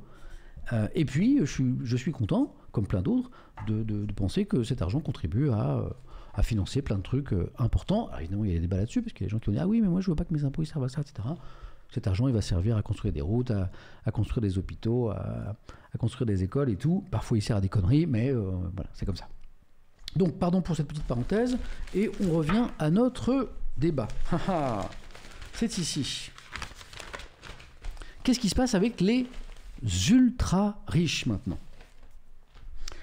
En 2016, les 75 foyers fiscaux les plus riches en France ont eu un taux moyen d'imposition globale largement inférieur aux 37 800 ménages les plus fortunés du pays. Vous prenez les 75 foyers les plus riches, ils ont payé proportionnellement moins d'impôts que les 37 800 ménages juste en dessous, également très riches. Voilà.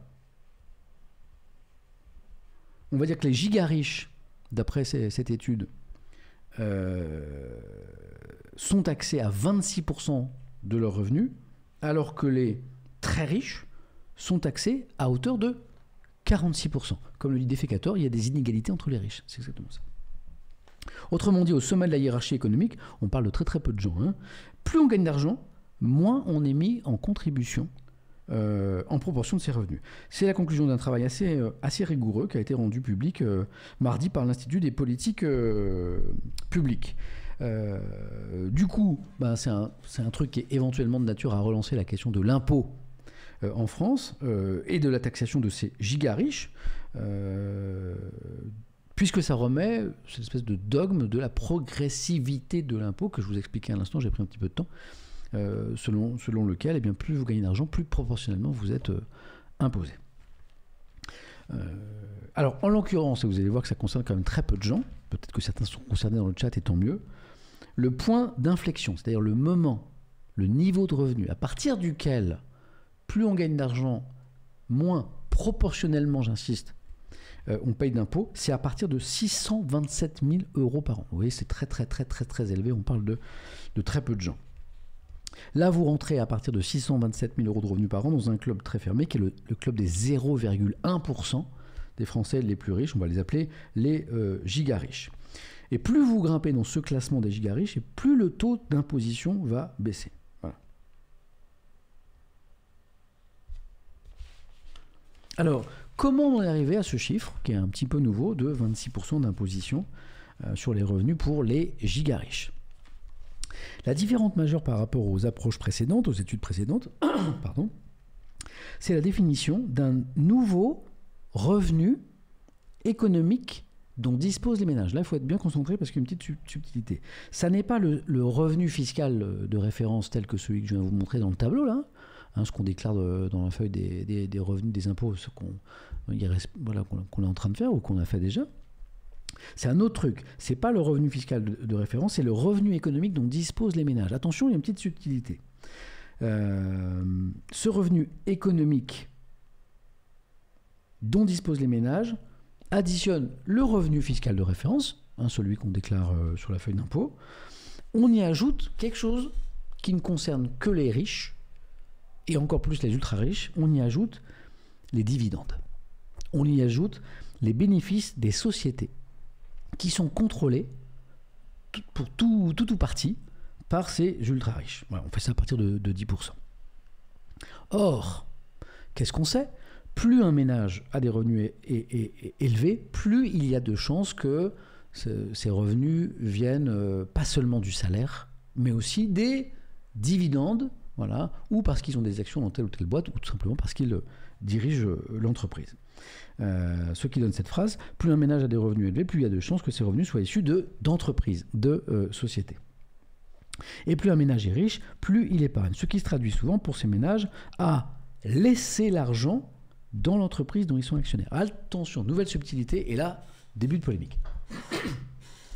Les méga riches, ils n'ont pas forcément besoin de retirer tous les dividendes auxquels ils ont droit dans une entreprise. Un dirigeant de société peut décider de laisser une partie de ces dividendes qui sont redistribuables dans l'entreprise. Voilà.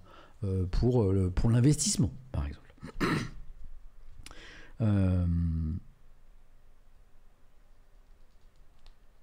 Le souci, c'est que cette étude, pour arriver à ce taux d'imposition qui baisse pour les méga riches, en fait, a aussi inclus ces dividendes non perçus. Vous me suivez toujours?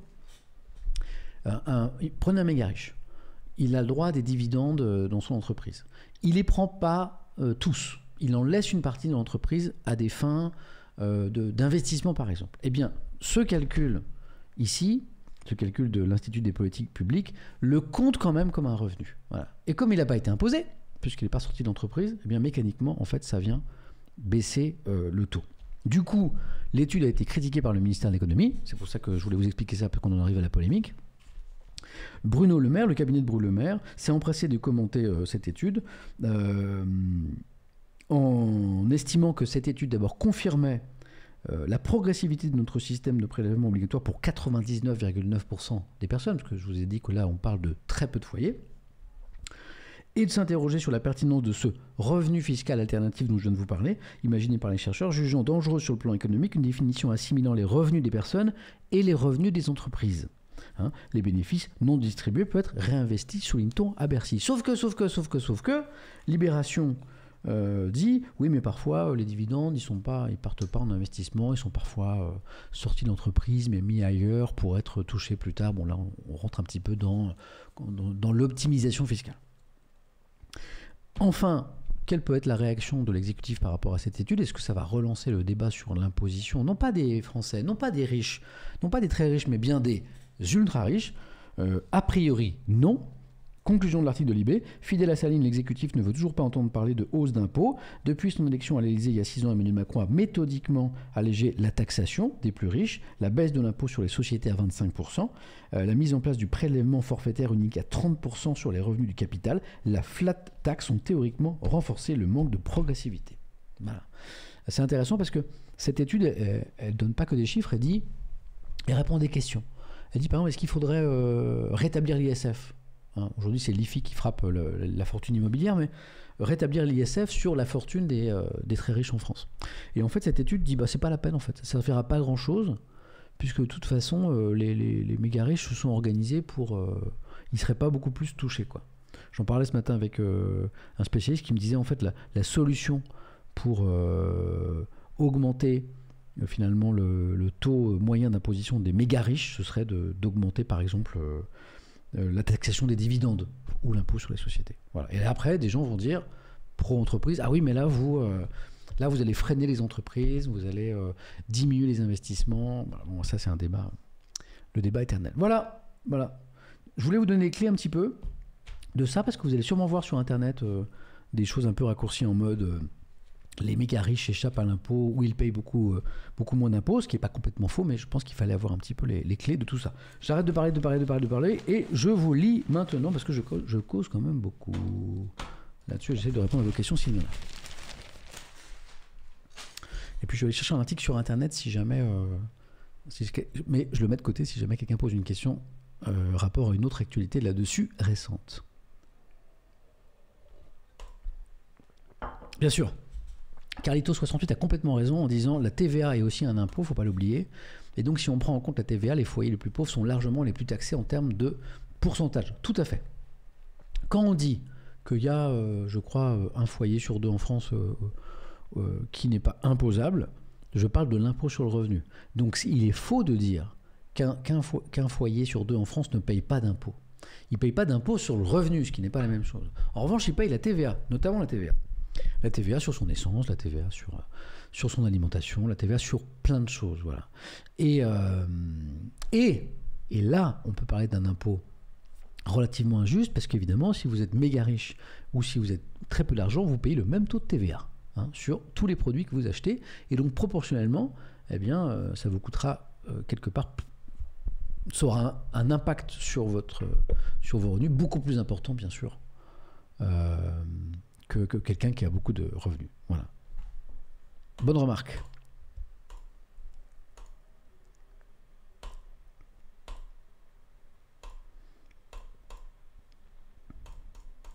C'est pas faux. La Cannes qui dit bof, l'ISF a jamais été très efficace, il n'y avait que les petits riches qui payaient quelque chose, c'est pas faux.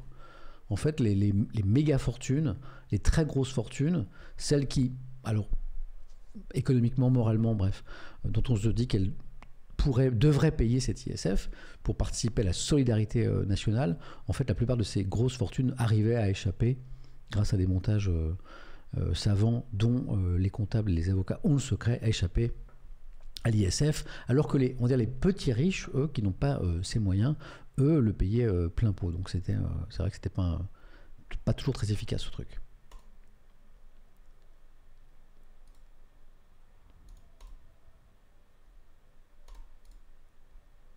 Je vous lis.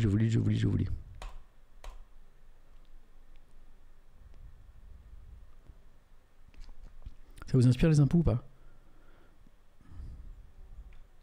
Je crois que la TVA rapporte énormément à l'État. Thierry, si je dis pas de bêtises, la TVA rapporte plus que l'impôt sur le revenu, par exemple.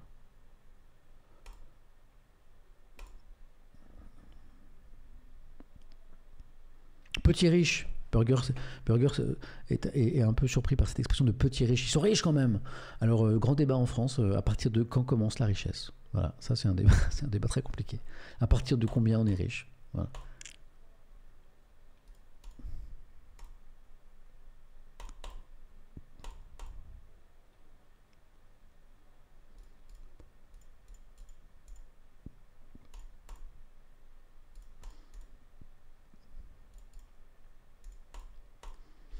Ah ouais, tu vois, il y a Eon qui propose une solution.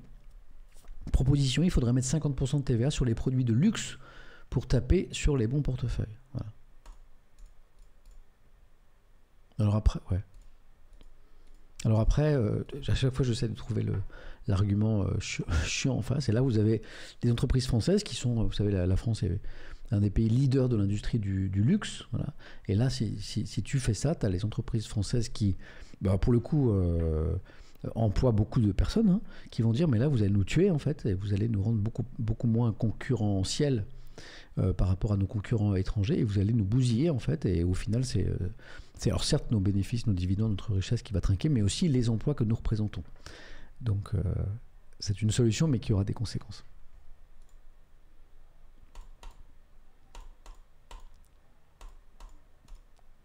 Alors, Kim Jong-wan, très bon pseudo, et carré sur les mots, et tu as raison. Littéralement, la TVA est une taxe, et pas un impôt. Oui, taxe sur la valeur ajoutée. Alors après, moi il y a quelques temps, je disais quand dans un papier éco, j'entendais TVA impôt, je disais ah non, techniquement, la TVA n'est pas un impôt. Tu as raison. Mais maintenant, je le dis plus parce qu'en fait, certes, c'est une taxe, mais au final, pour les conséquences sur le budget des ménages, en fait, le résultat est bien celui d'une imposition. Donc ça me choque beaucoup moins qu'avant, en fait, qu'on mette sous impôt l'ensemble, finalement, des prélèvements obligatoires. Et pourquoi pas même les cotisations retraite et santé qui touchent les salariés, par exemple. Voilà. Donc je suis un peu moins carré sur les mots pour le coup, parce que je trouve que ça ne change pas grand chose au final.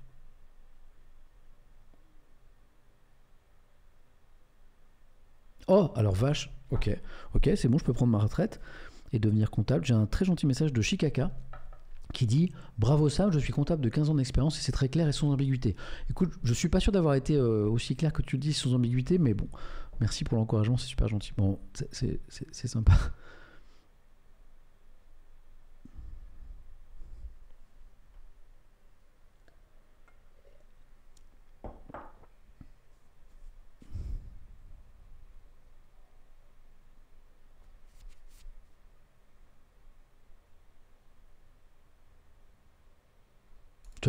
Je parlais de l'emploi dans le secteur du luxe. La France est un champion du luxe. Là, on parle d'entreprise et d'industrie. Il y a Deutsche TV qui dit je n'ai pas de sympathie pour les milliardaires, dis-tu, mais taper sur LVMH, c'est pas forcément bon parce que le luxe français est net exportateur. C'est pas bon, effectivement, pour nos exportations, et puis c'est pas bon pour l'emploi aussi. Voilà.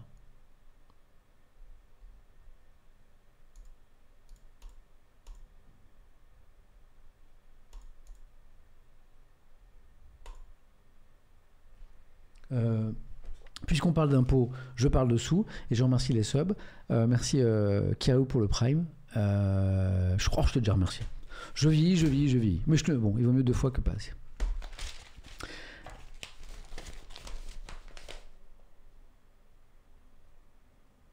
Y a-t-il une possibilité de changer les lois pour l'optimisation fiscale, Thierry?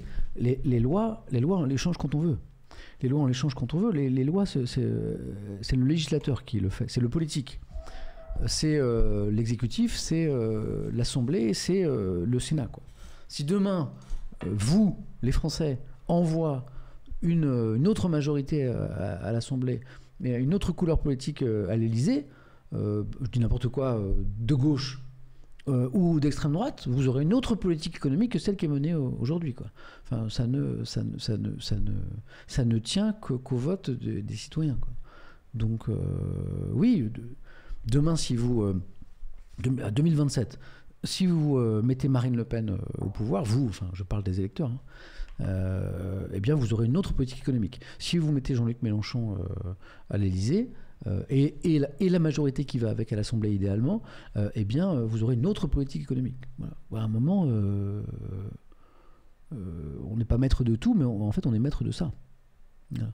Un Espos qui dit ça tient surtout au vote des plus de 60 ans. Ben oui, si vous laissez les vieux voter à la place des jeunes, oui, c'est ce qui se passe, ouais. Bien sûr. Mais ne vous félicitez pas du fait que les plus âgés sont ceux qui votent le plus. Ça veut juste dire que les plus jeunes ne votent pas. Je ne dis pas que le paysage, le spectacle de la politique est fascinant. Je ne dis pas qu'il est enthousiasmant, je dis même qu'il ne l'est pas beaucoup. Je ne dis pas que les propositions politiques et les incarnations politiques, quelles qu'elles soient, font rêver. Mais on s'en fout. Ça fait longtemps que j'ai pas dit ça. On s'en bat les couilles, je le rappelle. Il ne s'agit pas de voter pour un sauveur, un Jésus de la politique qui va résoudre tous vos problèmes et ceux de votre voisin et ceux du pays en 15 jours de pouvoir. Ça n'existe pas. Voilà.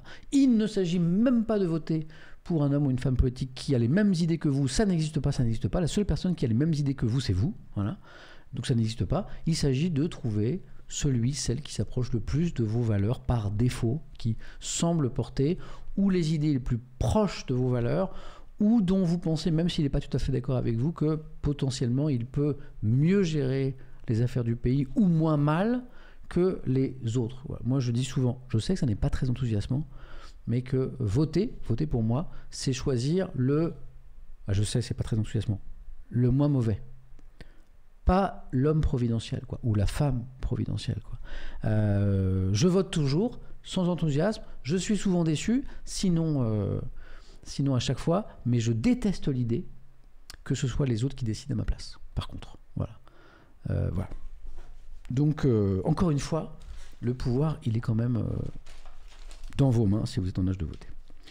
Après ce petit édito appelant à participer à l'exercice démocratique, penchons-nous sur la 14e journée de mobilisation contre la réforme des retraites. Alors hier, on en parlait et on se disait, bon, quel avenir pour cette mobilisation? Et je vous disais, la réponse, elle est non pas dans les urnes, mais dans la rue. On va compter demain matin le nombre de personnes dans la rue, et là, on va dire si ce mouvement populaire de colère contre la réforme des retraites, son contenu et la manière dont elle a été, j'allais dire imposée, on va dire mise en place, eh bien on va savoir si elle peut se poursuivre. Bon, la mobilisation a été faible, hein, c'est l'une des plus faibles, voire la plus faible des 14 journées de mobilisation. Donc la plupart de vos journaux ce matin en région ou nationaux, y compris l'Humanité, qui n'a pas beaucoup de sympathie pour ce gouvernement ni pour cette réforme, s'accordent à dire que c'est fini. Hein, en gros que, bon ben, quelque part le président Macron qui pariait sur un essoufflement ou un pourrissement du mouvement, quelque part a gagné son pari. Même les syndicats le reconnaissent. Hein. Même l'Humanité le reconnaît. Regardez, c'est pour ça que je vous ai mis l'UMA ce matin. Les opposants à la réforme des retraites sont donc descendus une 14e fois dans la rue. Aux revendications sociales s'ajoute la critique d'un régime engagé sur une pente autoritaire. Ce qui est intéressant, c'est que l'Humanité reconnaît à demi-mot qu'effectivement, bon là c'est un petit peu finito, mais l'Humanité dit il en restera quelque chose. Il va en rester quelque chose quand même. D'abord parce que les mots d'ordre dans les manifs ne portent plus que sur la réforme des retraites, mais aussi sur une critique du pouvoir, dans la manière dont ce pouvoir en fait pratique les institutions de manière assez autoritaire, voilà, en niant certaines légitimités comme celle du Parlement par exemple. Et c'est ce papier que je veux vous lire ce matin qui comment dire, pour les partisans en tout cas, pour les opposants à la réforme, constitue une forme un petit peu d'espoir. L'exigence démocratique, l'autre carburant du mouvement, le coup de force permanent du gouvernement a changé la nature de la mobilisation contre la réforme, alors que les Français sont descendus hier une 14e fois dans la rue. Aux revendications sociales sur le travail s'ajoute la critique d'un régime engagé, selon l'UMA, sur une pente autoritaire. Objectif de l'intersyndicale, réaffirmer, c'était l'objectif de la journée d'hier, un rapport de force à 2 jours de la niche parlementaire du 8 juin. Ça c'est demain, le 8 c'est demain, c'est très important. Donc la niche parlementaire de demain, ça j'ai pas besoin de l'UMA pour vous le raconter, vous le savez. Demain il se passe on va dire c'est le dernier épisode, on peut dire ça comme ça, de la crise de la réforme des retraites. Demain devait être, parce qu'a priori elle va pas être étudiée, une proposition de loi d'un groupe parlementaire qui s'appelle le groupe Lyotte, qui est à l'Assemblée. Proposition qui visait tout simplement à annuler la réforme des retraites en revenant à l'âge de départ légal à 62 ans. Donc ça aurait été énorme, bien sûr, si cette proposition de loi avait été votée. Il n'y avait aucune chance qu'elle soit, qu'elle ait force de loi au final, parce qu'après il fallait que ça passe par le Sénat. Le Sénat, qui est dominé par la droite, n'aurait jamais voté ce texte. Et puis après, le gouvernement se serait arrangé pour que finalement ce texte ne revienne pas à l'Assemblée. Bref, je vous la fais courte. Même voté à l'Assemblée, cette annulation de la réforme des retraites n'aurait pas eu lieu. Mais, politiquement, ça aurait été un coup très dur pour le gouvernement de voir l'Assemblée voter contre sa réforme des retraites. Et comme le gouvernement, l'exécutif n'avait pas du tout envie de ça, ils sont arrangés, voilà, pour que la présidente de l'Assemblée, Mme Braun-Pivet, soit en mesure, au nom de l'article 40 de la Constitution, de dire cet amendement, voilà, revenant à 62 ans, eh bien, il ne peut pas être étudié, examiné, voté à l'Assemblée, tout simplement parce qu'en fait, il augmente les charges de l'État, puisqu'il se prive des recettes supplémentaires, notamment en termes de cotisation, provoquées par la réforme. Donc, qu'est-ce qui va se passer demain ? Techniquement, l'Assemblée devait voter sur cette proposition de loi Lyotte, et a priori, mais on reste prudent, c'est la politique, tout peut se passer, quand même. A priori, cette proposition de loi va peut-être présentée à l'Assemblée, mais vidée de son contenu, puisque l'article 1 qui est justement le retour à 62 ans, eh bien, ne sera pas réintroduit par amendement. Donc il y a eu toute une petite séquence on va dire constitutionnelle pour en arriver là, mais le résultat c'est qu'a priori demain, pour ne prendre aucun risque et pour que cette proposition de loi ne soit pas votée, en fait elle ne puisse pas être votée. Alors qu'est-ce qui va se passer là-dessus ? Si ça se passe comme ça, mais vous allez avoir l'opposition qui va crier, qui va dénoncer, qui va dire que c'est un déni de démocratie. Voilà. Après, c'est comment dire. Ça, c'est à vous de vous faire votre opinion par rapport à ça. Voilà, bah tu vois là, Marvel me dit, l'agence France Presse annonce que Yael Braun-Pivet annonce qu'elle va faire barrage à l'examen de la mesure d'abrogation de la retraite à 64 ans. C'est ce que je vous disais, bon, c'est en train de se passer. Voilà. Bon, donc on est vraiment sur la fin de ça. Voilà. Mais l'humanité reste optimiste en disant, c'est fini pour la bataille contre la réforme des retraites, mais il y a autre chose qui arrive. Cette énième manœuvre antidémocratique, c'est ce qui va se passer demain à l'Assemblée, n'a pas échappé aux manifestants. Partout en France, on s'indigne d'un nouveau coup de force. Déjà, il y a eu le retour au 49.3 pour adopter le texte sans vote. Du coup, les mots d'ordre dans les cortèges ont commencé à changer de nature. Aux revendications sur le travail se sont ajoutés des slogans fustigeant la marche autoritaire du régime et des dérives de la 5e incarnée par Emmanuel Macron. À Nice, par exemple, une pancarte pointe par exemple le bras d'honneur à l'Assemblée du chef de l'État quand à Paris un manifestant brandit « Ne m'appelez plus démocratie, appelez-moi Macronie ». Depuis janvier, la Macronie a donné à voir à quel point la 5e estime l'humanité peut devenir une implacable machine à imposer, à tordre le bras au Parlement, au contre-pouvoir, à faire violence aux minorités comme aux majorités de blocage. La réforme des retraites a conduit le gouvernement esselé à déployer des trésors d'inventivité procédurale pour la faire adopter envers et contre tous. Donc voilà, vous avez aimé le 49.3, vous êtes régalé avec le 47.1 et maintenant avec l'article 40. Voilà, le gouvernement, l'exécutif, n'ayant pas de majorité à l'Assemblée, a dû user des subtilités de la Constitution pour faire passer cette réforme. Je pense que vous connaissez l'histoire. L'humanité rappelle l'histoire. Et je vais à la fin de l'article. Que je vous résume, c'est une des autres idées évoquées par l'humanité ce matin. Il y a un truc pour l'humain de positif dans toute cette histoire, notamment, c'est l'unité syndicale. Vous saviez qu'avant la réforme des retraites, les syndicats étaient plutôt divisés. Deux partis comme la CGT et la CFDT ne s'entendent pas beaucoup, pas très bien historiquement. Et le président Macron, il a réussi quelque chose malgré lui, c'est qu'il a réussi à créer une unité très forte des syndicats qui a tenu jusqu'à aujourd'hui. Jusqu'à aujourd'hui. Voilà. Ce qui est incroyable. C'est-à-dire la CGT et la CFDT, notamment la main dans la main, d'accord sur la stratégie de lutte contre cette réforme des retraites. Historiquement en France, ça n'est pas arrivé souvent. Et donc l'humanité se réjouit parce que se dit qu'il y a d'autres réformes qui arrivent, notamment la réforme du travail, la réforme du RSA, d'autres choses comme ça. Et l'humanité espère que cette unité syndicale retrouvée va permettre de peser sur d'autres réformes à venir. Voilà. Bon, ça, c'est ce qu'en pense l'humanité. Ce matin, je voulais vous en parler. Est-ce que j'ai un petit peu de temps encore? 11h. Oh, faut que je vous laisse dans combien de temps? À quelle heure j'ai mis le réveil là? Si c'est 11h20, faut que j'accélère. Hein. Excusez. Lisez pas mon téléphone. Hein, parce que c'est mon amoureuse qui m'envoie des messages. 11h30.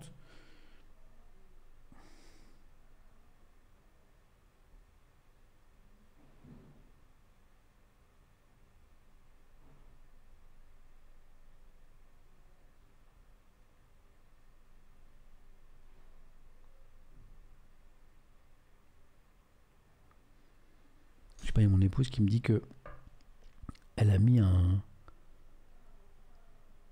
t-shirt blanc pour Malo à lui mettre pour l'événement. Aller chez le dentiste, c'est un événement? Je comprends rien. J'ai dû rater un truc. Quand vous allez chez le dentiste, vous faites beau, vous, ou pas? Comment ça se passe? Je comprends rien. L'événement, j'ai dû rater un truc. Ok. Ah non, l'événement c'est autre chose. Attends, oui c'est autre chose. Je viens de comprendre.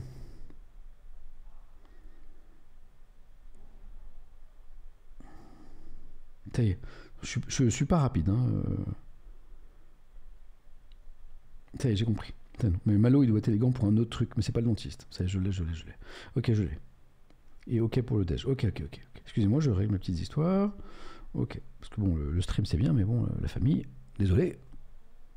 C'est plus important. Ok, donc ça c'est bon. Et... Oh putain. C'est pas possible. Ah, c'est pas mal. Je regarde les audiences de la matinale de France Info, je dis c'est pas mal. 11h30, il nous reste 30 minutes. Est-ce que j'ai le temps de faire ce que je veux vous faire? Ouais, si, j'ai le temps, Bon, pas de pause, hein, pas de pause. Une petite pause, un petit café rapide, très rapide. Je me fais un expresso. Un expresso, c'est-à-dire je vous mets pas de pub, je vous mets juste de la musique pour tout le monde là. Je vous mets 1 minute de musique. Et puis après, on parle d'Edouard Philippe, on parle d'Abaya, on parle de Vision Pro, d'Apple, on parle un petit peu de Roland Garros, d'accord? Donc on se fait un mini café, voilà, genre 1 minute. Allez vous hydrater.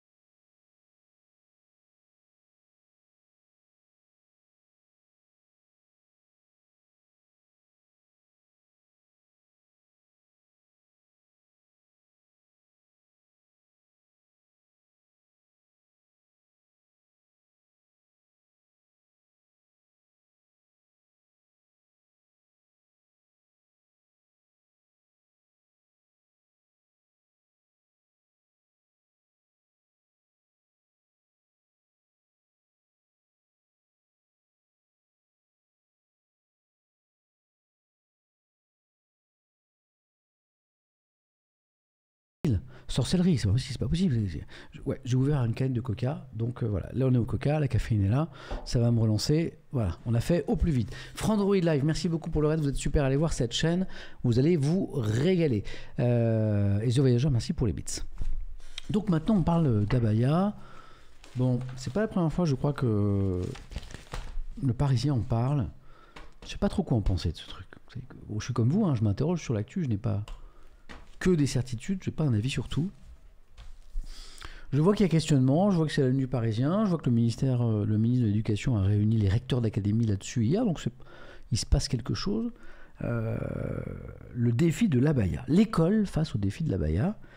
L'abaya, c'est cette tenue que vous voyez ici sur cette une du Parisien, qui n'est pas une tenue religieuse, hein, mais dont le port, dit-on, est encouragé par l'islam rigoriste, voilà, par certains musulmans, mais pas par tous. Et les incidents à l'école de la République en France, liés à cette tenue se multiplient, on va voir qu'est-ce que ça veut dire. Du coup, le ministre de l'Éducation a réuni hier les recteurs d'académie. Lisons le papier, puis vous me direz ce que vous en pensez, ça m'intéresse. La robe qui défie l'école républicaine, titre Le Parisien. Le ministre de l'Éducation a donc réuni ses recteurs hier pour évoquer la hausse des incidents liés aux abayas. Ces tenues amples, pas interdites par la loi, mais prohibées dans les établissements car considérées comme signe d'appartenance religieuse, jouent sur une ambiguïté source de conflit. L'habit fait-il le moine? Excellent. Et l'abaya, l'élève musulmane ostensible. Vous avez 4 heures. C'est vrai que c'est un vrai sujet de philo. Depuis plusieurs mois, les incidents vestimentaires se multiplient dans les établissements français. C'est pas la première fois qu'on en entend parler. En cause, qu'est-ce que c'est? Une robe traditionnelle qui est venue du Moyen-Orient, qui fait de plus en plus d'adeptes, effectivement, chez les jeunes musulmanes de France. Des robes amples qui sont faites pour cacher les formes, qui s'achètent partout maintenant, hein, alors que longtemps c'était dans les boutiques communautaires. Et qui mettent régulièrement l'institut scolaire au défi, comme ces derniers jours, dans plusieurs établissements, il y a eu plusieurs incidents. Constatant une recrudescence en début de printemps, Pape Ndiaye, c'est le ministre de l'Éducation, soupçonné par les partisans d'une ligne ferme de défendre une laïcité accommodante, plutôt cool, plutôt ouverte, eh bien le ministre entend aujourd'hui afficher sa fermeté face aux pressions communautaires, dit-il, dans certains quartiers. Le ministre de l'Éducation qui a donc réuni hier tous les recteurs d'académie. Alors les chefs d'établissement, en fait ce sont eux qui sont confrontés à ce casse-tête au quotidien. Merci Nadu05 pour le 22e mois d'abonnement. C'est beaucoup. Donc ce sont les chefs d'établissement qui sont confrontés à ça, hein, au cas par cas. C'est à eux de qualifier ce vêtement qui n'a pas de caractère religieux à l'origine. C'est ça qui est intéressant. Contrairement au voile par exemple, mais qui est encouragé par la salafiste. C'est là où il devient problématique. Merci les modos pour avoir mis la chaîne de Frandroid live dans le chat. C'est donc l'intention de l'élève qui compte. Voilà. Est-ce que ce vêtement est mis parce que la personne qui le porte le trouve joli? Est-ce que la personne le porte pour cacher ses formes, par exemple, de femme, de jeune fille? Est-ce que la personne le porte en voulant laisser faire passer un message religieux?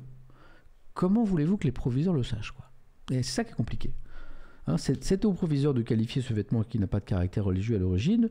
C'est l'intention de l'élève qui compte. Et là, bonjour, hein, dit le Parisien, comment vous faites ça, quoi? Certaines jeunes musulmanes peuvent avoir des visées prosélytes, mais d'autres vont vouloir couvrir des rondeurs, d'autres vont vouloir imiter la copine, d'autres vont trouver la tunique jolie, pas chère, que sais-je encore, écrit le Parisien. On retrouve toujours les mêmes éléments de langage qui visent à normaliser les vêtements à caractère religieux. Là, c'est quelqu'un qui est très anti qui dit ça, et ce quelqu'un, c'est le comité interministériel de prévention de la délinquance, de la radicalisation, qui invite à ne pas prendre cette histoire à la légère. Hein, certains dans le chat disent oh, c'est pas si important que ça. Ce n'est pas l'avis du comité interministériel de prévention de la délinquance et de la radicalisation, estimant que derrière les discours qui peuvent relever de la provoque, il y a une stratégie islamiste structurée pour préparer les générations futures. Voilà le débat. Là, moi j'ai du mal à me faire un avis sur le sujet, je l'avoue, et on a les éléments du débat. Voilà. Certains qui disent oh, on s'en fout, c'est juste un vêtement. D'autres qui disent oui, il n'est pas forcément porté à des fins de prosélytisme, voilà, ou pour faire passer un message religieux. Et puis d'autres qui disent attention, c'est plus compliqué que ça. Voilà. Non, je ne vais pas faire un sondage là-dessus.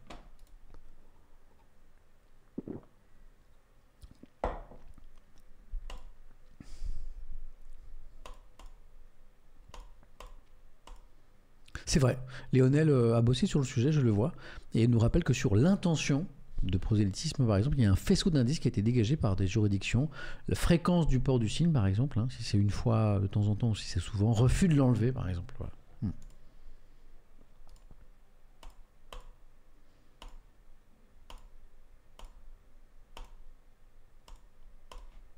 Je vous lis un petit peu. Ok, message très intéressant de Florian qui nous rejoint, vous pouvez juger dans le chat, voilà. Voilà. Donc évidemment que tu te prends un petit ban provisoire. Voilà. Si tu viens réfléchir sur l'actualité de façon chill, sois le bienvenu. Mais si tu viens juste troller, évidemment, sans que je l'aie à le faire, tu seras vite mis dehors. Même pas par les modérateurs, mais par les gens qui sont dans le chat ici. Plus sérieusement. Comme le dit MGCTF, le problème c'est que certains pratiquants de l'islam l'utilisent comme engagement politique. C'est ça qui crée le souci. Nespose, pour moi c'est juste un vêtement, mais comme tout, il faut faire attention à comment il est utilisé. Voilà.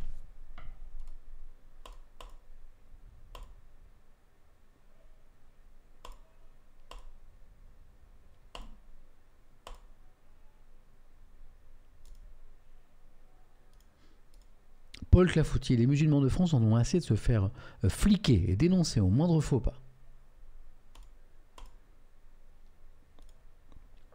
Et là, je te lis, mais ça n'est pas tout à fait ça. Et là, tu dis, du coup, les gamines blanches, là, il n'est pas question de couleur par ailleurs dans notre histoire, hein, mais bon, qui portent des vêtements larges pour cacher leur corps par mal-être, on les embête aussi ou l'été prochain, on épinglera les t-shirts remples pour toutes? C'est autre chose. C'est un vêtement particulier qui vient du Moyen-Orient et dont on a compris qu'il était utilisé par certaines pour faire passer des messages religieux. C'est cette utilisation-là qui pose problème. Les gamines dont tu parles qui ont des t-shirts larges, personne ne se sert de ces t-shirts pour faire passer des messages religieux. Tu seras bien d'accord avec nous. Par exemple, Eon44 estime que c'est du prosélytisme, même si la personne qui le porte le fait pour d'autres raisons.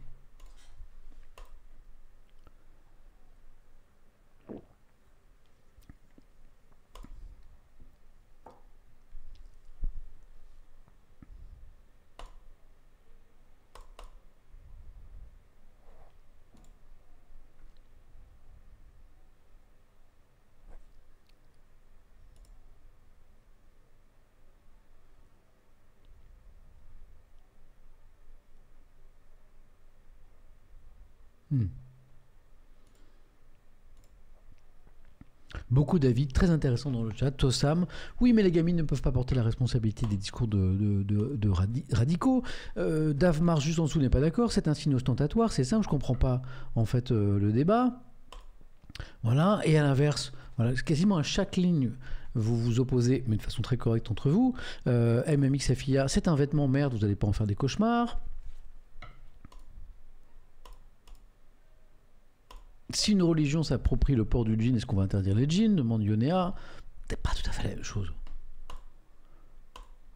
Un infernal débat, dit Raoul Razorback. Exactement. Moi, j'ai bien du mal à me faire une opinion sur ce sujet, je l'avoue.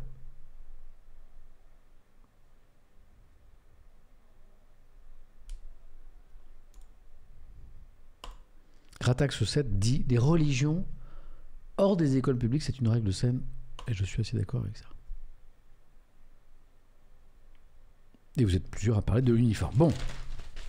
Donc, une nouvelle pièce dans la machine sur cette polémique avec cet article du Parisien. Et maintenant, ça, par contre, c'est nouveau. Alors, les gens ont le droit de changer et d'évoluer, bien sûr. Hein. Mais ça, c'est nouveau. Il a changé, Édouard Philippe. Édouard Philippe, ancien Premier ministre d'Emmanuel Macron, ancien juppéiste, normand, voilà. Un politique prudent qui connaît le poids des mots et l'importance des mots et qui, là, sur la question de l'immigration, eh bien, a changé. Voilà. Philippe, à l'école de Sarkozy, pour l'interrogation, c'est l'article page 4 dans le Parisien. Avec ses positions sur l'immigration, l'ancien Premier ministre adopte la stratégie qui avait réussi à droite en 2007. Vous avez un ancien Premier ministre, Édouard Philippe, qui, sur l'immigration, a changé d'idée, d'opinion, en tout cas a changé les mots.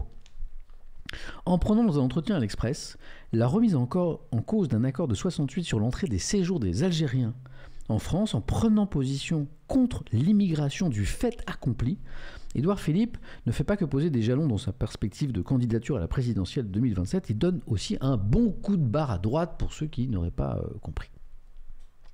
La méthode en rappelle une autre, celle de Nicolas Sarkozy, estime le Parisien, pendant l'épopée présidentielle de 2007. À l'époque, le ministre de l'Intérieur, candidat à la succession de Jacques Chirac, n'hésitait pas à parler directement aux électeurs de Jean-Marie Le Pen à l'époque, en marchant clairement sur ses plates-bandes, sur les questions de sécurité, sur les questions d'immigration. Résultat, 7 ans après s'être qualifié pour le second tour, le leader frontiste se retrouve complètement siphonné de ses voix. L'opération Sarkozy avait plutôt réussi, mais en reprenant un peu les mots et les idées de l'extrême droite, pour partie.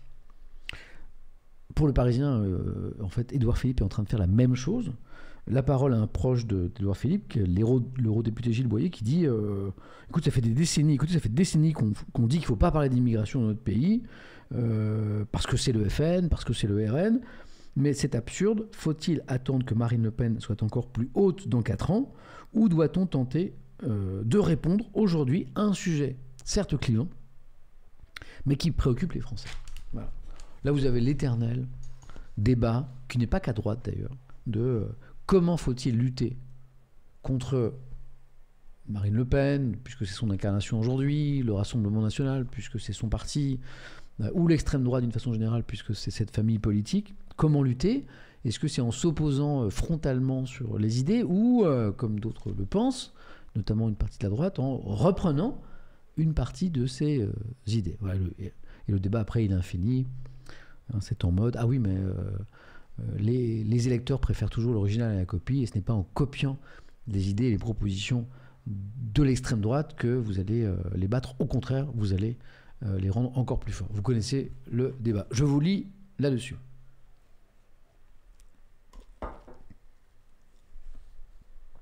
Par exemple, Pomme estime que la France est de plus en plus à droite et que ne pas parler d'immigration est s'assurer une défaite aux élections.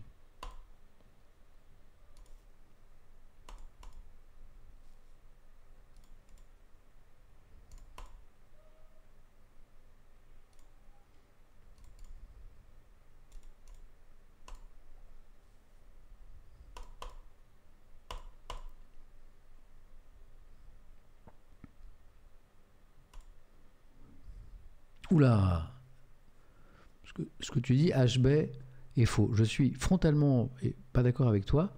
Tu l'exprimes de façon, comment dire, l'idée, je la trouve fausse, archi fausse. Euh, mais, mais je ne vois pas au nom de quoi je t'interdirais de tenir ces propos, puisque c'est...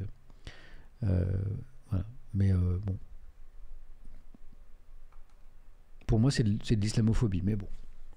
Voilà. Je ne lis pas la phrase, je la trouve très violente, mais bon.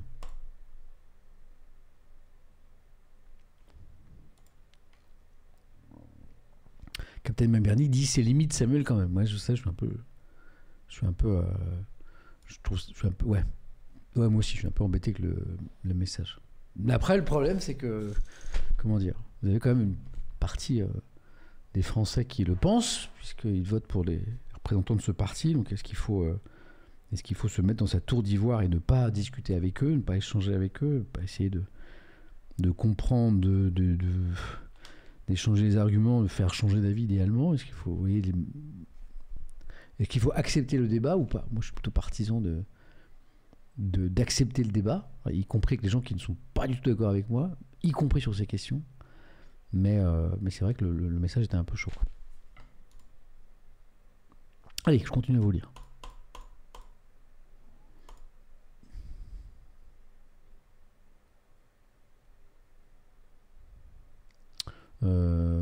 Bandicoot estime que Édouard Philippe est un seigneur Sith et qu'il n'y a qu'à lui mettre une capuche pour le voir.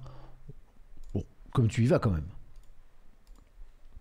Adramelech, reprendre leur discours, c'est aussi le normaliser. Donc là, tu parles du discours de l'extrême droite et leur permettre indirectement d'aller plus loin encore dans la haine. De plus en plus à droite, ou les Français, de plus en plus orientés vers les extrêmes du spectre politique, se demande Alan.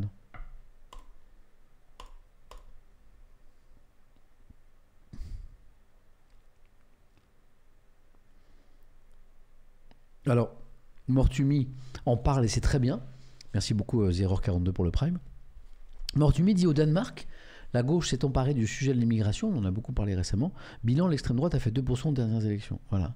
Et ce que tu dis est factuellement vrai. Le problème, c'est que la gauche, quand tu dis que la gauche s'est emparée du sujet de l'immigration, elle n'a pas fait que s'emparer du sujet de l'immigration pour en parler. Les détracteurs de cette politique disent qu'en fait, la gauche au Danemark en fait, a mis en place une politique d'immigration qui pourrait tout à fait être une politique mise en place par le Rassemblement national, quoi. Donc avec, effectivement, à partir du moment où tu mets cette politique en place, tu affaiblis politiquement l'extrême droite qui n'existe plus aux élections. Mais au final, qui a gagné? Est-ce que c'est la gauche? Ça, c'est le débat, hein. Moi, c'est pas mon avis. Je n'ai pas d'avis là-dessus. Là, comme ça, moi, j'avoue que c'est très compliqué d'avoir la réponse à ces questions. Et qui gagne dans cette histoire? Est-ce que c'est la gauche qui arrive au pouvoir et qui éloigne l'extrême droite du dit pouvoir, ou est-ce que c'est l'extrême droite qui a vu ses idées triompher? C'est ça le débat.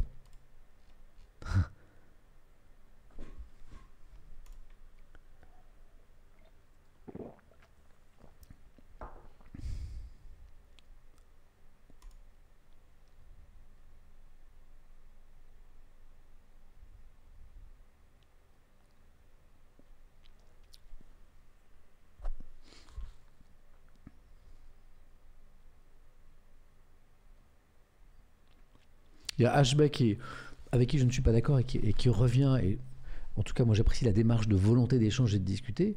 Bon, Ashbeck, je n'ai plus le message en tête, je disais en substance que faisait un lien entre appartenance à une religion et quelque part comportement anti-France, quoi. J'espère que je ne déforme pas tes mots. Tu fais un lien entre religion et comportement citoyen. En fait, c'est faux. C'est faux. C'est ton sentiment. Aucune statistique ne peut venir appuyer ce que tu dis. Et faisant un lien entre une communauté et des agissements potentiellement délictueux, par exemple,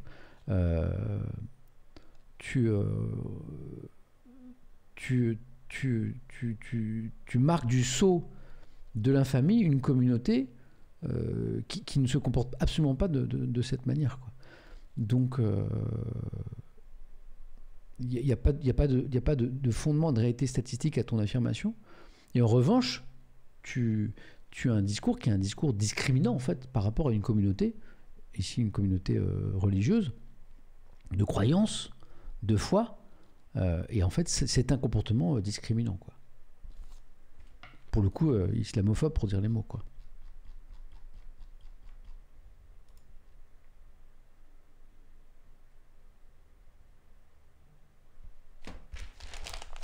Qui m'écrit? Excusez-moi, c'est pour le dentiste. C'est ok, tout va bien, c'est géré. Voilà. Bon, voilà pour Édouard Philippe. En tout cas, il a changé. Il a changé, son discours sur l'immigration a changé.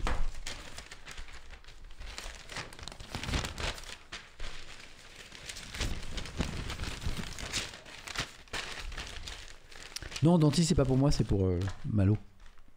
Petite visite de contrôle. On en est où? On en est aux échos. On a commencé à en parler hier. Il nous reste 6 minutes, dépêche-toi.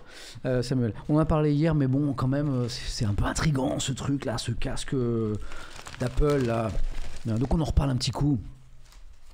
Le nouveau pari d'Apple, il est là, le masque, il est beau, il est futuriste, il coûte une blinde, il coûte combien? 3 500$, 4 000 € a priori quand il va arriver en France. Le géant américain part à l'assaut de la réalité virtuelle avec son casque Vision Pro. Qui va acheter ce truc là? L'écosystème du métavers mise sur son nouveau produit pour se relancer. La demande viendra essentiellement des entreprises.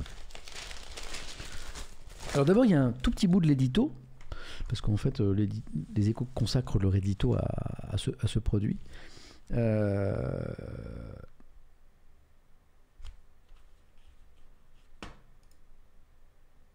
Pardon, excusez-moi, je lisais un commentaire sur un sujet précédent. Personne ne sait quand la réalité virtuelle deviendra une industrie de masse. Pour l'instant, ils sont un petit peu à la bourre, quoi, ça ne fonctionne pas beaucoup. Mais celui qui en contrôlera l'accès, quand ça va exploser, la réalité virtuelle, sera incontournable. Voilà pourquoi donc Apple se doit d'être offensif, même si la demande et les usages ne vont croître que progressivement. Parce que moi qui me suis pas mal penché sur les questions de réalité virtuelle et ou augmentée ces derniers mois, bon, on a tous fait le constat que pour l'instant, bon, il n'y avait pas grand-chose. Aux grandes dames d'un groupe comme Meta, l'ancien Facebook, qui s'est même rebaptisé en Meta et qui a vu les énormes investissements réalisés en la matière en fait servir à pas grand-chose. Mais, ce que nous disent les échos, donc là oui, avec Apple, on est plutôt sur la réalité mixte, mais bon, les échos le savent, mais ils disent juste que ce casque de réalité mixte est quand même, quelque part pour Apple, une façon de prendre date, de prendre pied avec un produit innovant qui vont sans doute améliorer, peut-être dont ils vont faire baisser le prix dans les prochaines années, pour le jour où l'univers de la réalité virtuelle va exploser. Voilà. Donc l'outil d'Apple est un peu différent par rapport au casque Oculus, par exemple, ce genre de choses, effectivement. Mais malgré tout, selon les échos, pour Apple, c'est une façon de prendre position sur ce marché, qui est bien le marché de la réalité virtuelle. Ici, il y a un article des échos qui va au-delà de l'édito, qui est plutôt intéressant. Il reste 3 minutes, je suis complètement à la bourre. Avec le Vision Pro, Apple part à l'assaut de la réalité virtuelle augmentée. Beaucoup espèrent que ce nouveau produit aura le même effet que l'iPhone avait eu sur le marché du smartphone. C'est hyper intéressant. Certains, d'ailleurs, j'ai vu des commentaires intéressants sur Twitter de gens qui disaient mais quand le premier iPhone est sorti de première génération, le produit n'était pas top en fait. Et Apple est devenu vraiment très très très fort, très très compétitif à partir de, disait la personne, je ne sais pas si c'est juste, de la troisième génération d'iPhone qui a commencé à tout casser, quoi. Donc là on a un produit qui est assez innovant, je crois, d'après tous les articles que j'ai lus, mais qui dans ses applications du quotidien n'est pas encore délirant, quoi. Et puis qui par son prix est juste inaccessible à la plupart d'entre nous, quoi. On parle de 4 000 €, 3 500 $. Mais beaucoup espèrent que ce nouveau produit puisse avoir le même effet que l'iPhone avait eu sur le marché du smartphone, ici sur le marché de la réalité virtuelle. Regardez la dernière chance des casques immersifs. Voilà, là vous avez un spécialiste du secteur qui dit si Apple se plante là avec son produit, eh bien on est parti pour 10 ans de glaciation du marché. On parle du marché de la VR ou de l'AR. Voilà.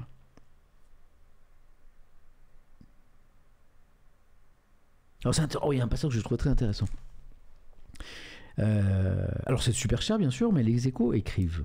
N'empêche que sur un marché des casques virtuels qui peinent à décoller, beaucoup espèrent que l'effet Apple va jouer de la même façon que lorsque l'iPhone avait révolutionné l'usage du smartphone. Vision Pro est le premier ordinateur. Chez Apple, ils disent ordinateur, intégrant le monde réel et le monde numérique de façon fluide. Un outil qui vous permet d'interagir avec du contenu virtuel comme s'il était dans votre espace physique. Apple préférait d'ailleurs, plutôt que de casque de VR, préfère parler, même pas de casque de réalité augmentée. Apple préfère parler d'un ordinateur spatial. Une façon aussi de justifier son prix élevé. Voilà. Bon, les Échos rappellent aujourd'hui que le marché de la VR, c'est un peu un flop. Mais, et là je vais au deuxième article sur la page combien 25. Et après je vous lis parce que je vous plein de messages, puis après on fait un raid. Dépêche-toi Samuel, t'es à la bourre, le téléphone va sonner. Le métavers n'a pas dit son dernier mot. Depuis plusieurs mois, la fièvre autour des univers virtuels où on peut mener une seconde vie est retombée, mais certains métavers portent encore beau. La réflexion des Échos, c'est qu'effectivement, les investissements dans cet univers, pour l'instant, n'ont pas porté ses fruits, mais que les acteurs du secteur comptent bien un jour voir décoller ce secteur. Téléphone. Et que les investissements d'aujourd'hui, notamment d'Apple, eh bien, anticipent sur cet éventuel décollage un jour, quoi. Voilà. Oh, les débats. Ça continue. Bah, 2 heures d'autonomie. C'est pas grave, tu restes sur le secteur, tu prends une grande rallonge, c'est tout. Les amis, je vous abandonne, je suis désolé, parce que je vais chez le dentiste, on emmène mon petit garçon. J'aime bien faire des trucs avec lui. Je vous signale juste que il y a une demi-finale homme à Roland-Garros de rêve qui arrive, est à la une de l'équipe, avec, le jeune monstre Carlos Alcaraz, 19 ans, voilà, dont vous m'avez rappelé qu'il avait déjà gagné un tournoi du Grand Chelem, l'US Open, et qui aimerait bien en gagner un deuxième Roland-Garros, mais qui sera opposé en demi, c'est un peu une finale avant l'autre, à Djokovic, qui rêve lui de remporter un 23e tournoi du Grand Chelem, ce qui n'est jamais arrivé dans l'histoire du tennis masculin, et Alcaraz qui a été injouable contre Tsitsipas, qui s'est débarrassé de Tsitsipas, qui est quand même un excellent joueur, en 3-7. Cette dernière semaine de Roland-Garros, avec la finale dame samedi et la finale homme dimanche, s'annonce assez passionnante. Hop, je vous abandonne, je vous laisse. On fait un petit raid. J'ai vu des F14, je vais aller voir ça. On fait un petit raid. Faites-moi des propositions maintenant dans le chat de streamers qui sont en live. Et dans 2 minutes, on raid tous ensemble. Je vous mets la chanson de l'heure, vous sembliez bien l'aimer. 2 minutes de musique, 2 minutes de pub pour ceux qui ne sont pas abonnés. Et dans 2 minutes, on raid tous ensemble et l'aventure se poursuit. A tout de suite pour le raid.